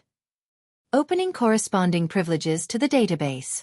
Able to extract design and craft data of lamination interference.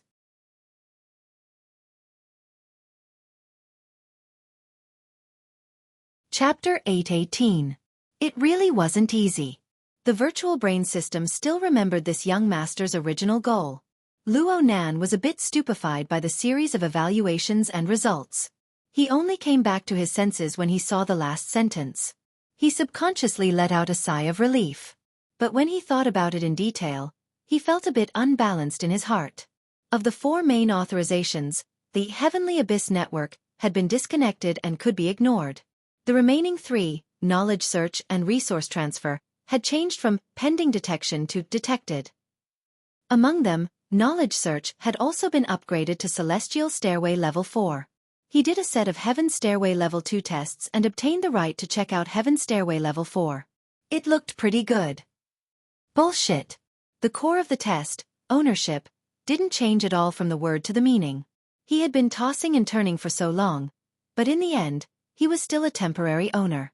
Someone could point at his nose and tell him to return the item to its rightful owner at any time? What was the use of this sort of confirmation and review process? Luo Nan cut a sorry figure during the offline test and finally obtained this kind of result.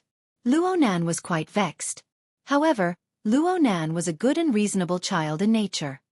He knew how to look for reasons from himself for everything. After calming down for a bit, he thought back to the entire test process. It really wasn't all that amazing. The final evaluation he obtained was quite conservative. Reality was reality. No matter what objective factors existed, the test evaluation had its own preset standards. Luo Nan was unable to reason with the system. Oh, my head hurts. Luo Nan's mental and physical state began to slide into a low ebb. His results from the low-altitude sweep were just one of the factors. A considerable portion originated from the life-saving mapping during the test. This could be considered a kind of backlash. The amount of information from the sediment was quite large in an instant. Fortunately, it had been washed by the altar spiderweb, so it was easier to digest than the direct impact of the abyss world. Luo Nan was a bit regretful. The mapping that was activated during the test formed mostly instant memories. Now that he thought about it, there wasn't much that he could remember. It was a bit like forcefully memorizing a question to pass the test. He had to memorize it in one gulp. He had to come to the question, the situation, and the conditions before he could think of the answer. After the test, everything returned to square one. The sediment continued to precipitate. Perhaps it was waiting for the next stimulus to arrive. After Luo Nan discovered this, he was unable to inspect his spoils of war. He hurriedly retracted the external neuron and opened up the virtual workspace on the yacht. He took stock of the little bit of memory information that remained. Over half an hour passed. Luo Nan's head was dizzy and swollen. He looked at the work area again, but the results were few and far between. The relay station was still all right. He had studied the blueprints seriously and had some general ideas. As for the fantasy breed, it was just a fleeting thought. Luo Nan let out a long and sorrowful sigh. In this way, it would be difficult for him to do a review. In other words, he didn't even know where he went wrong. Luo Nan's obsessive-compulsive disorder flared up. He competed with himself, tossing and turning in the virtual work area until he was exhausted, but he still didn't make any progress. He had been offline for over an hour. That was about the same amount of time he had spent tormenting himself. Unknowingly, it was already dinner time. Snake Tongue carried a dinner plate and quietly walked in. Luo Nan came to a realization when he saw Snake Tongue's familiar face. The muslin of concealment was still attached to his body. He had yet to return it to Snake Tongue. Also, the data on the stacking interference technique, which had given rise to all of this, was still lying idle in the external neurons database, waiting for him to read it. What a digression! Luo Nan mocked himself, but things were already like this. He wasn't in a hurry. He saw that the portion on the dinner plate wasn't much, but it looked like the exquisite dishes of Ban City. He really was hungry. He didn't wait for Snake Tongue to finish arranging the food on the plate. He first grabbed a piece of sushi and stuffed it into his mouth.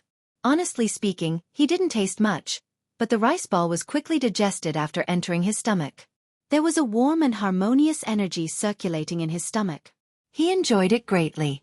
It felt similar to the special ingredients of the Xia City branch. It was a nourishing food specially prepared for ability users, but its effects were quite smooth. It was just right for Luo Nan's current situation. This isn't bad, Luo Nan praised. He asked in passing, is it suitable for non-ability users to eat? Snake Tongue sat upright in her seat and responded softly. Rice is a specialty of Ban City's normal trade market. There are indeed health-preserving products specially supplied to the LRCF investment circle. That's good. I'll be bringing some back to Xia City. Yeah. Snake Tongue bowed in response. She still had a humble and submissive appearance, but perhaps it was because she lacked the disguising effect of the musket of invisibility. She felt that there was a bit more hidden sharpness to her than when she was in Northmont Shuahui's state. Especially when she lowered her head. The shadows cast by the lamplight just so happened to decorate the lines of her brows and eyes, highlighting her dark and sharp qualities. But it also made her docile and submissive, making her particularly valuable. Of course, this was for Luo Nan. Luo Nan's mood suddenly turned for the better by quite a bit. This person, his former enemy, was now his submissive servant.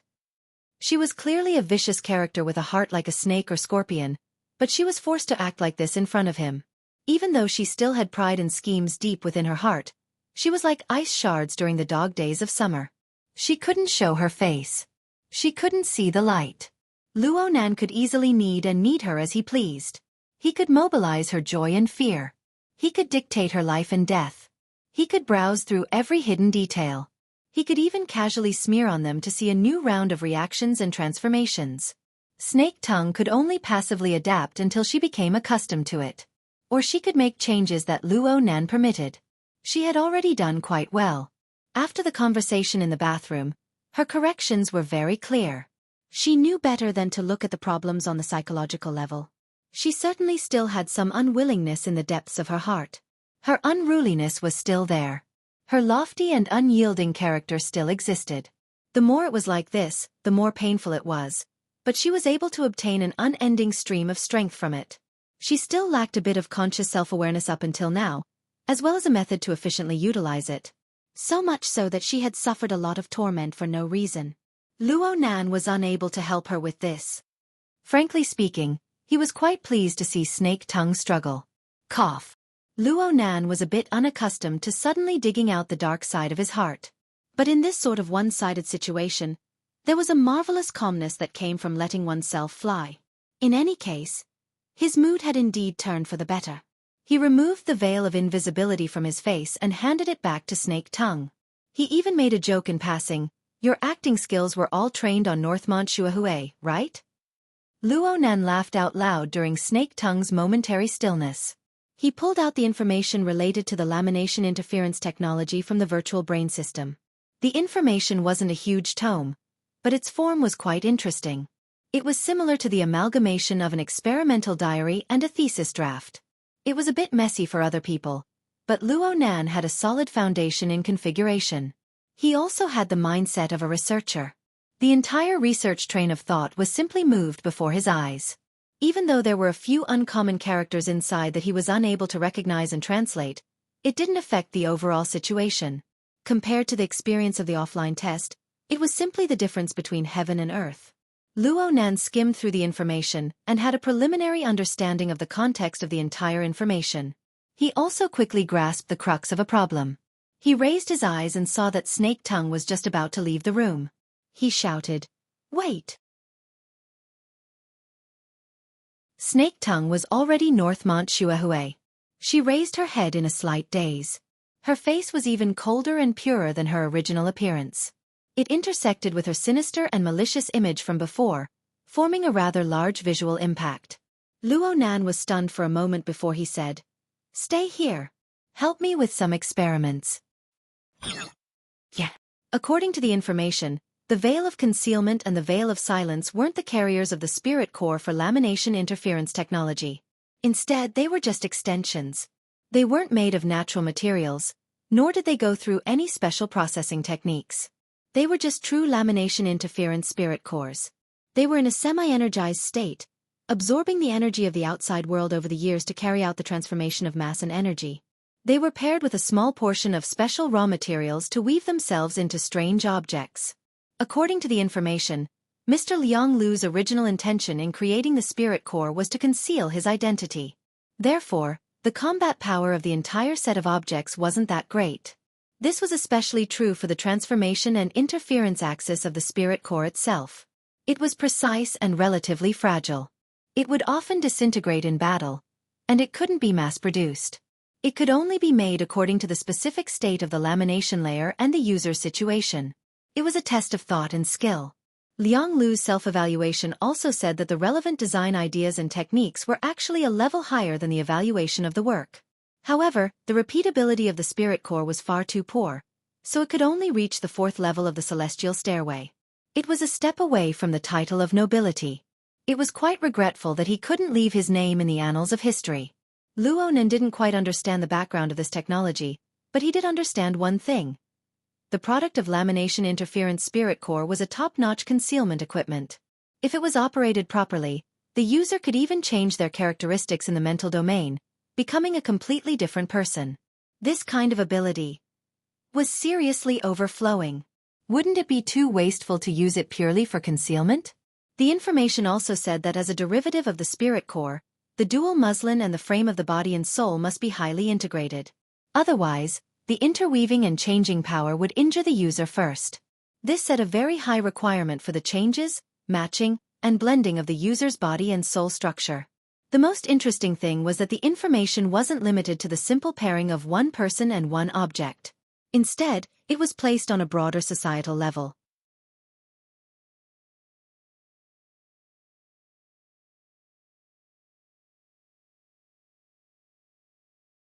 Chapter 8:19. Hua Dian was the unluckiest person in the world. At least in the 10 days after the 28th of April, Hua Dian firmly believed so. Under the bastard horned demon's terrible ability to control the situation, a routine business investigation suddenly turned into a swing on the line between life and death. The messy arrangements, the baffling traps, the sudden infighting. There were also 2 almighty extraordinaries who had come from thousands of miles away to attach their souls to him. By the time Hua Dian snapped to his senses, he had already been held hostage in the wilderness laboratory and stayed there for 10 days. 10 days was a very long period of time, especially when there was a lack of water and food. Even a superpower would be done for. Hua Dian was glad that every time he went out on a mission, he would prepare emergency energy bars and water replenishment capsules. Over the past few days, he had been frugal and meticulous with his plans. He had finally managed to survive. As for the others, he had to say that apart from him, there was no normal person in the laboratory. Ignoring the two who were possessed by extraordinary souls, Jingxin and Horned Demon were two dogs in front of a true god. They could live by the whims of others and couldn't be judged by common sense. As for the remaining two, Hua Dian originally wanted to find a sense of superiority. At the very least, he wanted to experience the feeling of being in the same boat. However, the reality dealt him a heavy blow. Saint Anthony probably didn't prepare enough supplies and ran out of food a week ago. However, he had relied on the pure and rich holy light in his body to mutate and adjust his organs. He entered a state of ascetic cultivation and endured it day by day. Although he was nearly 2 times thinner than before he came in, he was still in high spirits without any signs of fatigue. His mind was even clearer. The one with the surname Wan walked around the laboratory every day, constantly gesturing with his composition. If he was tired, he could squeeze out water from the air to replenish his energy. The more Hua Dian saw, the more she suspected that this guy's mouth could automatically produce liquid food and the like, so that he would never have to worry about food shortages. Against these two, be it in terms of willpower or ability, Hua Dian had no choice but to admit defeat. Worst of all, they were silent fellows. They wouldn't say anything for 2 to 3 days, so there was no way for them to communicate. It bored Hua Dian to death. Perhaps he was only suitable to be a commercial spy, however. It was precisely in such an environment that Hua Dian's sense of crisis was increasing day by day under the encirclement of these people. The big fish ate the small fish, and the small fish ate the shrimps. This was the ecology of the inner world. He wasn't willing to be someone's dog, and his abilities were a notch lower than others. Once he caused trouble, the outcome that awaited him would most likely not be too good. I have to leave. I have to leave quickly. From the first day he entered the laboratory, Hua Dian had never given up on this idea. He had even thought of more than a dozen plans, but none of them were feasible. The regular way in and out of the laboratory was in the hands of Luo Yuan. He had been very easygoing from beginning to end, as if he were there to watch the fun. The question of whether or not to leave the laboratory was completely controlled by the true god. As for the true god, this almighty who could summon the wind and summon the rain outside, he was willing to stay in this small laboratory because he wanted to dig out the mystery within. At least before the East Ocean auction was held on May 16th, he didn't want to waste a single second. Leave. How could this be? Moreover, Luo Yuan had been saying with a smile that the void environment of the laboratory was unstable. Everyone could be left behind at any time, and it would not be so easy to come in again. Every time he said this, Hua Dian wanted to punch him. He must have done it on purpose, to deliberately provoke him. With the mentality of the true god, the more he heard such words, the less likely it was to leave easily. However, the fact was that they had been here for 10 days, and the entire laboratory was like a small bunker with 1,000 piles. It couldn't be more stable. Even if the sudden storm passed through 2 days ago, causing a certain amount of impact damage to the 2 Kelliser-shaped corridors of the laboratory, the main body of the laboratory was as stable as Mount Tai. Not stable at all. But it was also after that storm that the intensity of the true god's experiment suddenly increased to a level. As the key area of the experiment, the observation hall, Hua Dian no longer dared to approach. The safest thing to do now was to find a room that had not been eroded by the sandstorm, and hide in it. But Hua Dian was the kind of person who couldn't stay idle. Just now, he followed Wan Ta and strolled in the right Kelliser-shaped corridor for a while. In comparison, this man, who was said to be a welfare dean in the secular world, was relatively easy to talk to. In particular, some of the outlines he drew often involved the structure of the laboratory, and perhaps the analysis of the sandstorm outside. Hua Dian quietly recorded it, ready to go out, as his own harvest, to extort more money from the employer. Wan Ta should be able to detect his behavior of secretly photographing, but he did not stop it, so Hua Dian took it as his acquiescence. After some photographing and collecting, Wan Ta closed his eyes and rested there, adjusting his thoughts. Hua Dian went up to chat with him for a while, but he didn't get the point, so he retreated and walked back along the corridor. Just as he was thinking about where to go, his scalp suddenly went numb. The sound of heavy footsteps came from the front. Because of the curvature, he couldn't see the appearance of the person coming, but his mind had automatically imagined the seemingly sluggish body of the fat dragon. The true God. For 10 days, the true God had been sending his soul to this loyal believer, leading everything in the laboratory. It could be said that he controlled everyone's life and death apart from Luo Yuan. Hua Dian instinctively didn't wish to meet this person. He turned his gaze and saw that the door to a room in front of him was ajar. It hadn't been eroded by the sandstorm. Without thinking too much, he plunged into the room. When he entered, he suddenly thought of a problem. According to the latest popular cage theory, by the time he discovered the true God, he would probably have been in and out several times. Why bother? Hua Dian froze at the door as Fat Dragon's body slowly walked past him. He didn't even turn his head, ignoring Hua Dian's existence. Instead, it was Jingxin, who was following behind, who shot a glance over and bared his teeth in amusement, looking very amiable. Damn, simp. Hua Dian didn't have a good impression of Jingxin. This wilderness ecology expert who held a post in the Ability User Association had really embarrassed all the technicians in the world. However, he was still somewhat curious. After the two of them walked over, he even poked his head out to take a look. However, due to the curvature of the corridor, he couldn't see the end. He didn't dare go forward either. After poking his head out a few times, he gave up.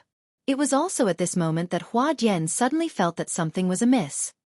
He turned his head and saw that in the corner of the empty room, there was someone sitting on the ground with his back against the wall. He didn't seem to have any energy at all. He was like a lump of meat that had been kneaded and thrown there. The lump of meat could still move. Its only arms slid around the ground and walls as it searched. Sometimes, it would use its nails to forcefully dig out some powder and place it in front of its eyes. Finally, it would lick it with its tongue or even swallow it. Only a horned demon could do such a disgusting thing. Although Horned Demon and Jingxin were the two dogs under the true God's feet, there was actually a difference between dogs. Jingxin was a very competent bootlicker. His only job every day was to serve the true God well. As for the centaur, the initiator of the current situation, after losing an arm, his temperament became more and more weird and gloomy. He did some weird behavior that others couldn't understand. It was appropriate to call him a mad dog. Regardless of what he thought, he had to maintain his dignity. Hua Dian tried his best to ignore horned demons in human actions. The corner of his mouth twitched as he revealed a smile. Sorry, I didn't know there was someone here. Sorry to disturb you. Something's wrong. Horned Demon's hoarse and dry voice sounded. There were only two people in the room, so it was impossible for Hua Dian to pretend that it was a misunderstanding. He could only turn his head. What? I'm not in the right state. Nonsense. Believe it or not, my anus can see it. Hua Dian knew that Horned Demon was messing around again.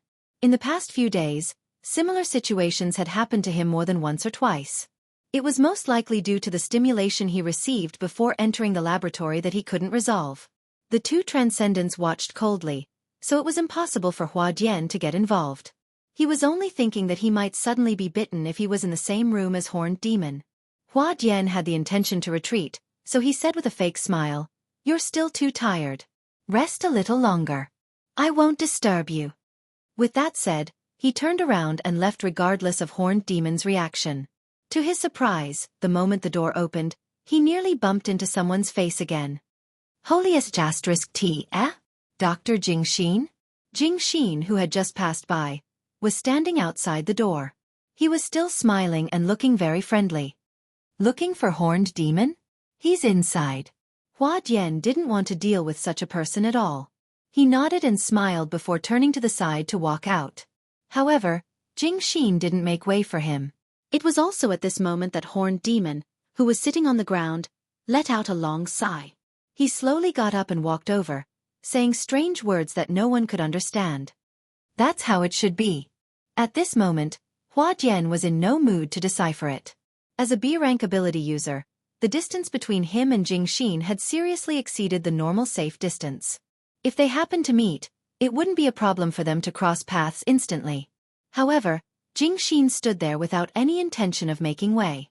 Then, the words that came out of his mouth made Hua Dian's heart sink. Brother Hua Dian, Lord True God invites you over. I'm not going. That was Hua Dian's first reaction, but he didn't have the courage to say those simple words. In that instant, the horned demon behind him swayed as he followed, forming a pincer attack with Jing Xin. Furthermore, in the air that he couldn't see or sense clearly, there might be a pair of invisible eyes coldly watching him. Hua Dian gulped a mouthful of saliva. The effects of the rejuvenation capsule seemed to have passed. His throat was so dry that he even cracked his first voice. Okay.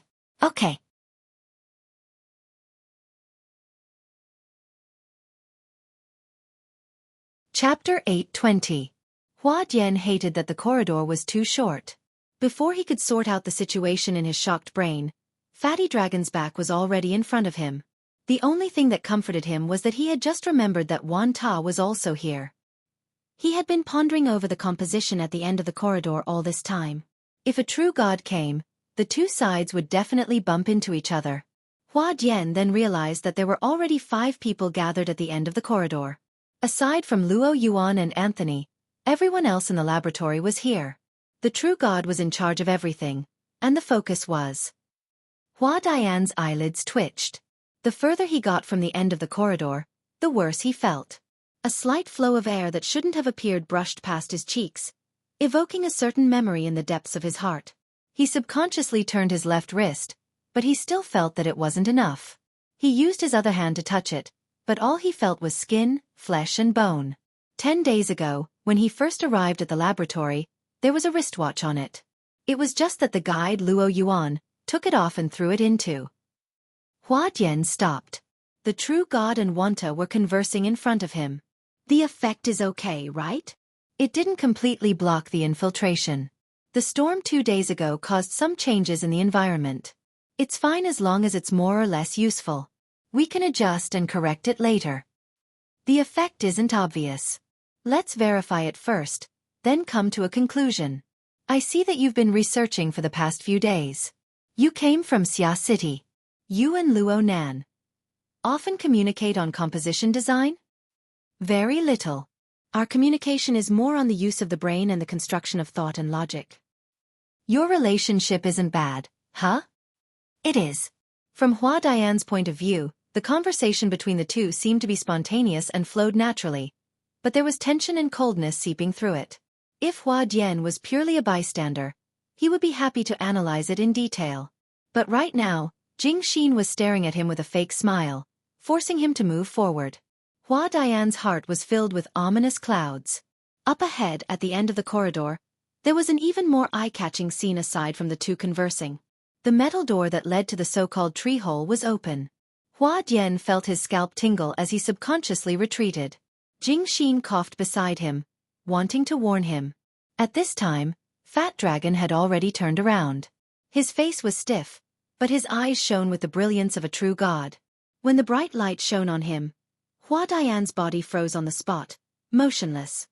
Something's not right. The centaur on the other side was confused again. As he muttered, he picked some powder from the wall of the corridor next to him. This time, he didn't lick it into his mouth, but he held it in front of his eyes in a daze. Shut up. The true god's gaze was still on Hua Dian. He only used Fat Dragon's mouth to reprimand the centaur. The centaur didn't react, but he stopped talking. The true god did not play any tricks and immediately said to Hua, "You, go to the door." When she heard this order, Hua Dian was already a little desensitized. Her emotions were in a mess, but her mind was surprisingly clear. The big fish ate the small fish, and the small fish ate the shrimp. They were finally going to make their move. Then, fear surged in his heart.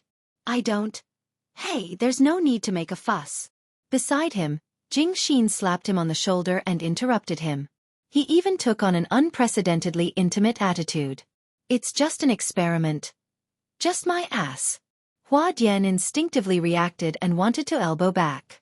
However, just as this instinct was about to be triggered, it froze under the true god's cold gaze. Jing Xin was certain that Hua Dian had already lost his resistance.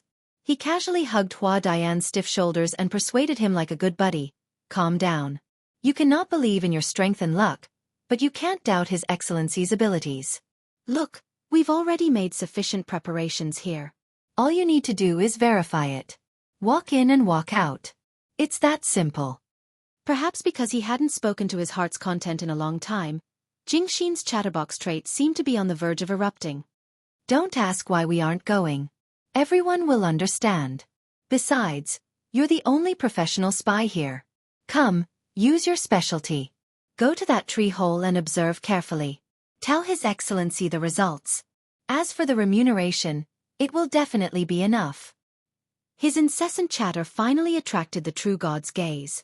Jingxin's voice came to an abrupt halt, afraid that he would incur the true god's displeasure and enter the tree hole exploration list at the last minute. He began carrying out his true mission. He grabbed the back of Hua Dian's neck and hooked him forward with all his might. What you're doing is too much. Wan Ta's voice sounded beside Fat Dragon. The true god's reaction was calm. Say something useful. After a living being enters the tree hole, you need to know the effects it will cause and how to adjust. In his heart, Wan Ta was a technician who could help him.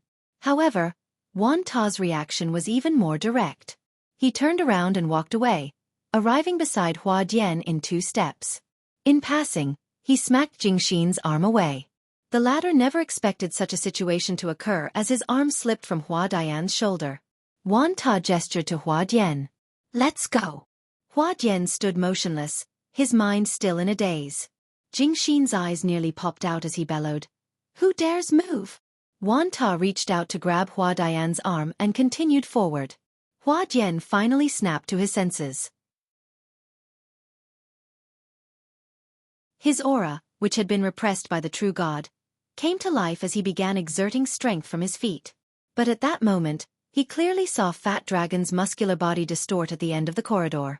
In fact, what was being distorted was the air and perception. Then, the distorting force was used on Hua Dian and Wan Ta. A muffled explosion sounded in the corridor as Wan Ta's body slammed into the wall. The back of Hua Dian's head hit the ground. Even Jingxin was pushed 3 to 5 meters away as he slammed into the curved corner of the corridor. On the other hand, the horned demon didn't care about what happened here. He headed straight for the true god and happened to avoid the frontal assault. At that moment, he stopped and turned his head curiously. No matter what, Hua Dian was still a B rank. His previous reaction wasn't up to standard, mainly because he was being suppressed by the true god. Now that he had hit his head on the ground, he was completely clear-headed. It was time to risk his life. The few plans that he had been pondering over the past few days flashed through his mind, but in the end, he reacted instinctively. He exerted strength in his legs and shoulders at the same time, his body sticking close to the ground as he slid backward at high speeds. Soft sounds of sonic booms rang out as 7 bone talismans shot into the air. These bone talismans were said to be props made by a certain transcendent. After Hua Dian bought them at a high price, he had been keeping them close to his body. Every time he used one, he would feel the heartache for days. But now, he was throwing them out as though they were free. High frequency, high pressure, and highly chaotic impacts exploded one after another. The external physical impact was secondary. A considerable portion of it was used on the mental level. It connected to the illusory abyss to summon a storm with greater destructive power. Whoosh! It was as though a gale had passed through the corridor, emitting a muffled howl that caused one's blood to sink. Some of these bone talismans killed indiscriminately. Hua Dian was also affected, so he couldn't figure out the changes in the outside world. He didn't hope to injure the true god. All he wanted was to cause the laboratory space to tremble. Also, according to his observations over the past few days, there was an area similar to the one that swallowed his wristwatch. Past the corner, the second door. I'll take a gamble. Hua Dian had already slid past Jingxin. The latter was struck by the abyss storm summoned by the bone talisman. His reaction was a beat too slow, preventing him from intercepting him. Hua Dian's shoulder brushed against the corner wall, but he didn't slow down at all. The locked door was right in front of him. His heart stirred, and just as he was about to jump up, his chest suddenly felt stuffy and hot. Then, there was a muffled sound of his sternum collapsing. As though he had been trampled by an invisible elephant, Hua Dian's sliding body was suddenly nailed to the spot. Apart from his twitching hands and feet, there was no other movement. Stupidity can be contagious, but life can't be shared. The tremors caused by the bone talisman were rapidly dispersed. After a moment of chaos, the true gods will suppress the entire space like a resplendent sun. The power and order that belonged to him forcefully interfered with the surrounding area, gathering into an invisible cage that trapped the heavily injured Hua Dian. It also trapped Wan Ta and continued compressing the space. Wan Ta didn't wait for death. He arched his body slightly and gathered his arms in front of his chest, assuming a defensive posture. His mouth opened and closed slightly, but no sound could be heard. However, invisible waves were emitted, causing the surrounding space to tremble incessantly. It resisted the cage cast by the true god. Affected by this, the corridor clearly buzzed and trembled. At that moment, Jing Xin snapped back to his senses from the impact of the bone talisman. Compared to the instant chaos created by Hua Dian, he was even more surprised that Wan Ta could enter a stalemate with the power cast by the true god. Even if they were separated by thousands of kilometers, the true god's power would definitely be greatly weakened. Furthermore, he hadn't activated the propping mulberry tree's great divine treasure or used any divine powers. However, in this face-to-face struggle, the true god's perfect and harmonious power structure naturally had a level suppression. Hua Dian's outcome was proof. How did Wan Ta manage to persevere to this point? The true god was most likely surprised as well. He urged Fat Dragon to speak, giving treatment that far exceeded Hua Dian's. I understand the so-called bad temper of the technicians. I don't mind giving you a chance to explain. Wan Ta's lips opened slightly wider. It's easier for me to explain to the children this way. It's beneficial for moral education. The true god didn't speak again. However, the fat dragon he possessed had ferocious patterns on its plain and fleshy face. Together with the brilliant divine light in its eyes, they formed a perfect representation of his emotions. At that moment, footsteps approached. The commotion in the right corridor couldn't be hidden from others. Anthony and Luo Yuan, who were in other parts of the laboratory, arrived one after another. Anthony arrived first. He walked to Hua Dian's side and didn't say a word when he saw this. He squatted down and pressed his palm on Hua Dian's chest. A mercury-like glow descended, stimulating the activity of his organs and temporarily alleviating the heavy injuries in his chest and abdomen. Luo Yuan was the last to arrive. He walked slowly and even limped a little. He had been like this for 2 or 3 days. It was said that the carrier he had attached his soul to had exhausted its potential, and the genetic level had begun to collapse. In any case, it was only a temporary item, so Luo Yuan didn't care. He also stopped beside Hua Dian and looked at the scene in the corridor. He sighed softly. This scene. The 7 of them gathered together again, and the atmosphere was terrible. Under Anthony's treatment, Hua Dian's consciousness recovered. He knew that only Luo Yuan, who was also an extraordinary, was qualified to adjust the situation. He wanted to ask for help, but the blood in his throat surged up first. It gurgled and drowned out his voice. Anthony frowned and exerted a little more strength. Hua Dian coughed out another mouthful of blood and stared at Luo Yuan. All his words converged into the most primitive word, help. Luo Yuan shook his head slightly and didn't give a response. He only sighed with emotion. It's already not bad that it can last until now. It's very normal now. The true god opposite him directly refuted. At that moment, everything in the laboratory was under his control. He slowly compressed Myriad Pagoda's defensive space and gradually erased the possibility of its rebound. At the same time, he gestured to Jing Xin, who was at the corner of the arc, to bring Hua Dian over. Finally, he spoke in a warning tone. Everything is under control. Control my ass. A voice that sounded a little out of tune exploded next to Fat Dragon, who was controlled by the true god. A step earlier than the sound wave, a heavy kick aimed straight at Fat Dragon's waist. Before the true god's emotions could be completely projected onto Fat Dragon's face, his body had already left the ground. He smashed through the open door behind him and fell into the half-destroyed tree hole. A muffled explosion sounded, and the void trembled.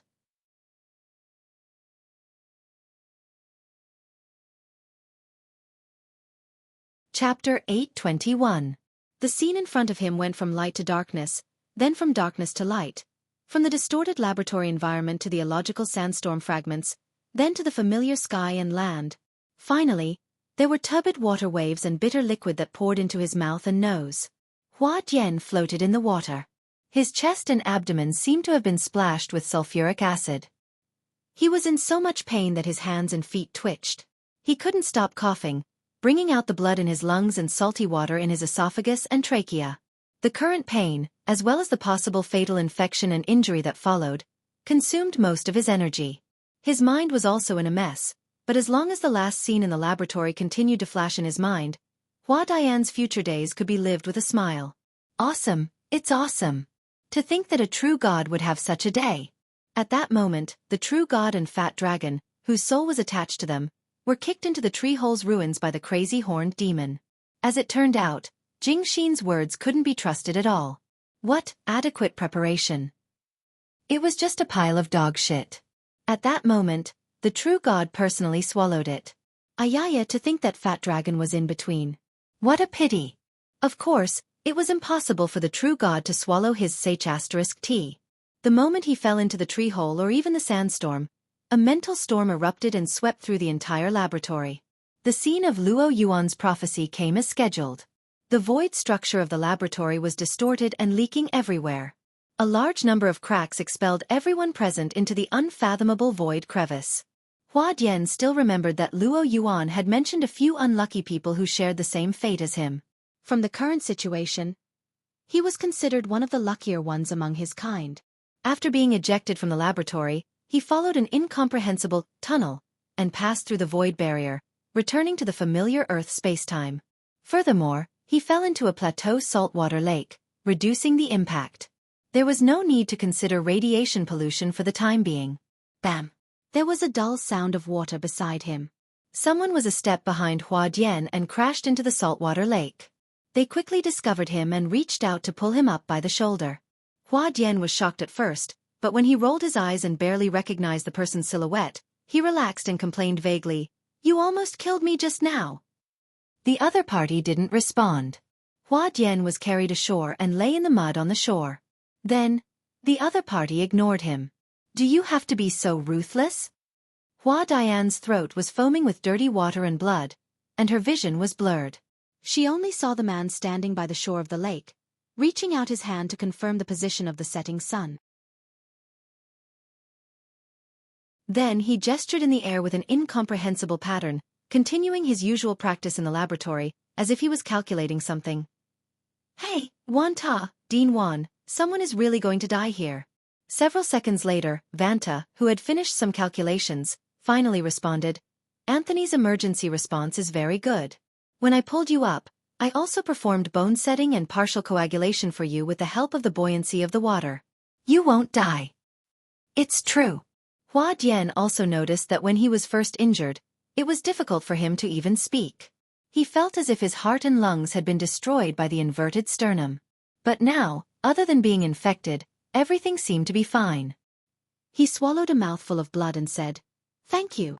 This time, it was a sincere reply. Not for anything else, but for Wan Ta's previous stance. It would be better if they could be more harmonious in the form. Wan Ta's attitude did not change because of a thank you. He looked calm and squatted down to check the restoration of Hua Dian's sternum. "It's okay for now, but it's still very dangerous if we have to travel long distances. Do you have anyone to help?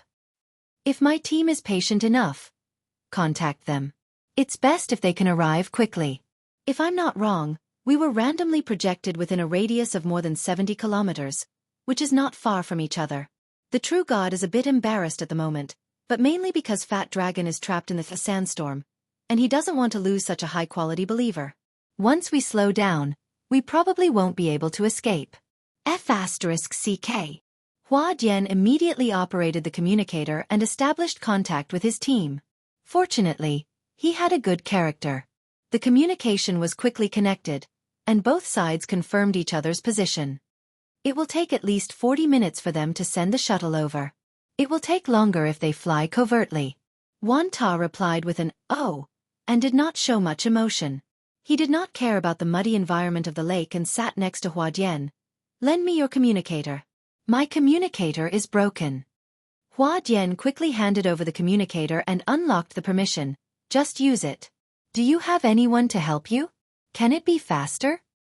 "No, it's not that. At present, We can only rely on probability. Then, I just want to send some information to the person who should know the most.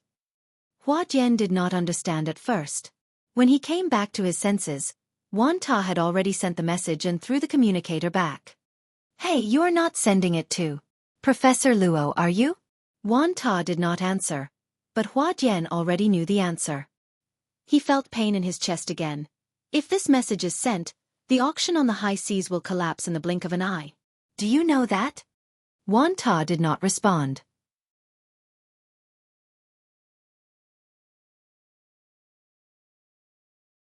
Without any nonsense, he endured the pain, held his breath, restrained his breath, and only treated himself as a dead man. Only his eyeballs rolled around, trying to figure out the direction of Wan Ta's attention from his face. Hua Dian's observation was not successful.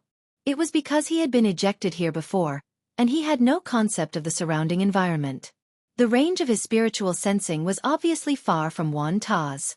The corresponding observation was meaningless, and it could only make himself more and more confused. However, Hua Jian had the most basic understanding. In the group of people in the laboratory, there were only maybe three extraordinary who could be treated seriously by Wan Ta. Which one would it be? A few seconds later, Hua Jian heard some kind of trembling sound wave, which spread unscrupulously on the barren plateau. Because the distance was relatively far, the distortion was very serious, but judging from the rhythm of the breath, it should be laughter, completely unrestrained laughter. For an experienced spy, reasoning and judgment were basic skills. In a few seconds, the faces and personalities of the remaining 5 people in the laboratory went through in his mind, and the basic judgment became clear. Horned demon, only that crazy horned demon would let out such a laugh. However, it was no longer accurate to call him a centaur now. God knows what kind of big shot was hiding behind this madman. Fortunately, it was not the worst result. Less than 10 seconds after this thought flashed in his mind, Hua Jian suddenly felt dizzy. The bright light from the unknown side, like the parallel suns on the Fusang divine tree, penetrated through the layers of void, making the originally thick and insurmountable barrier become illusory and fragile, collapsing with a touch. From Hua Dian's angle of looking up at the sky, he could see that the clear sky was suddenly covered with a layer of haze. It was a shadow hand that distorted and expanded in the complex light environment. Hua Jian could not observe and understand the void dimension, and it slapped down. The light and shadow outline of the natural time and space distorted and melted at this moment, and there was a feeling of the sky collapsing. True God! You're tuning in to the Xiaofan's Wuxia Tales YouTube channel. Don't forget to subscribe and join us on this journey to catch the most captivating stories.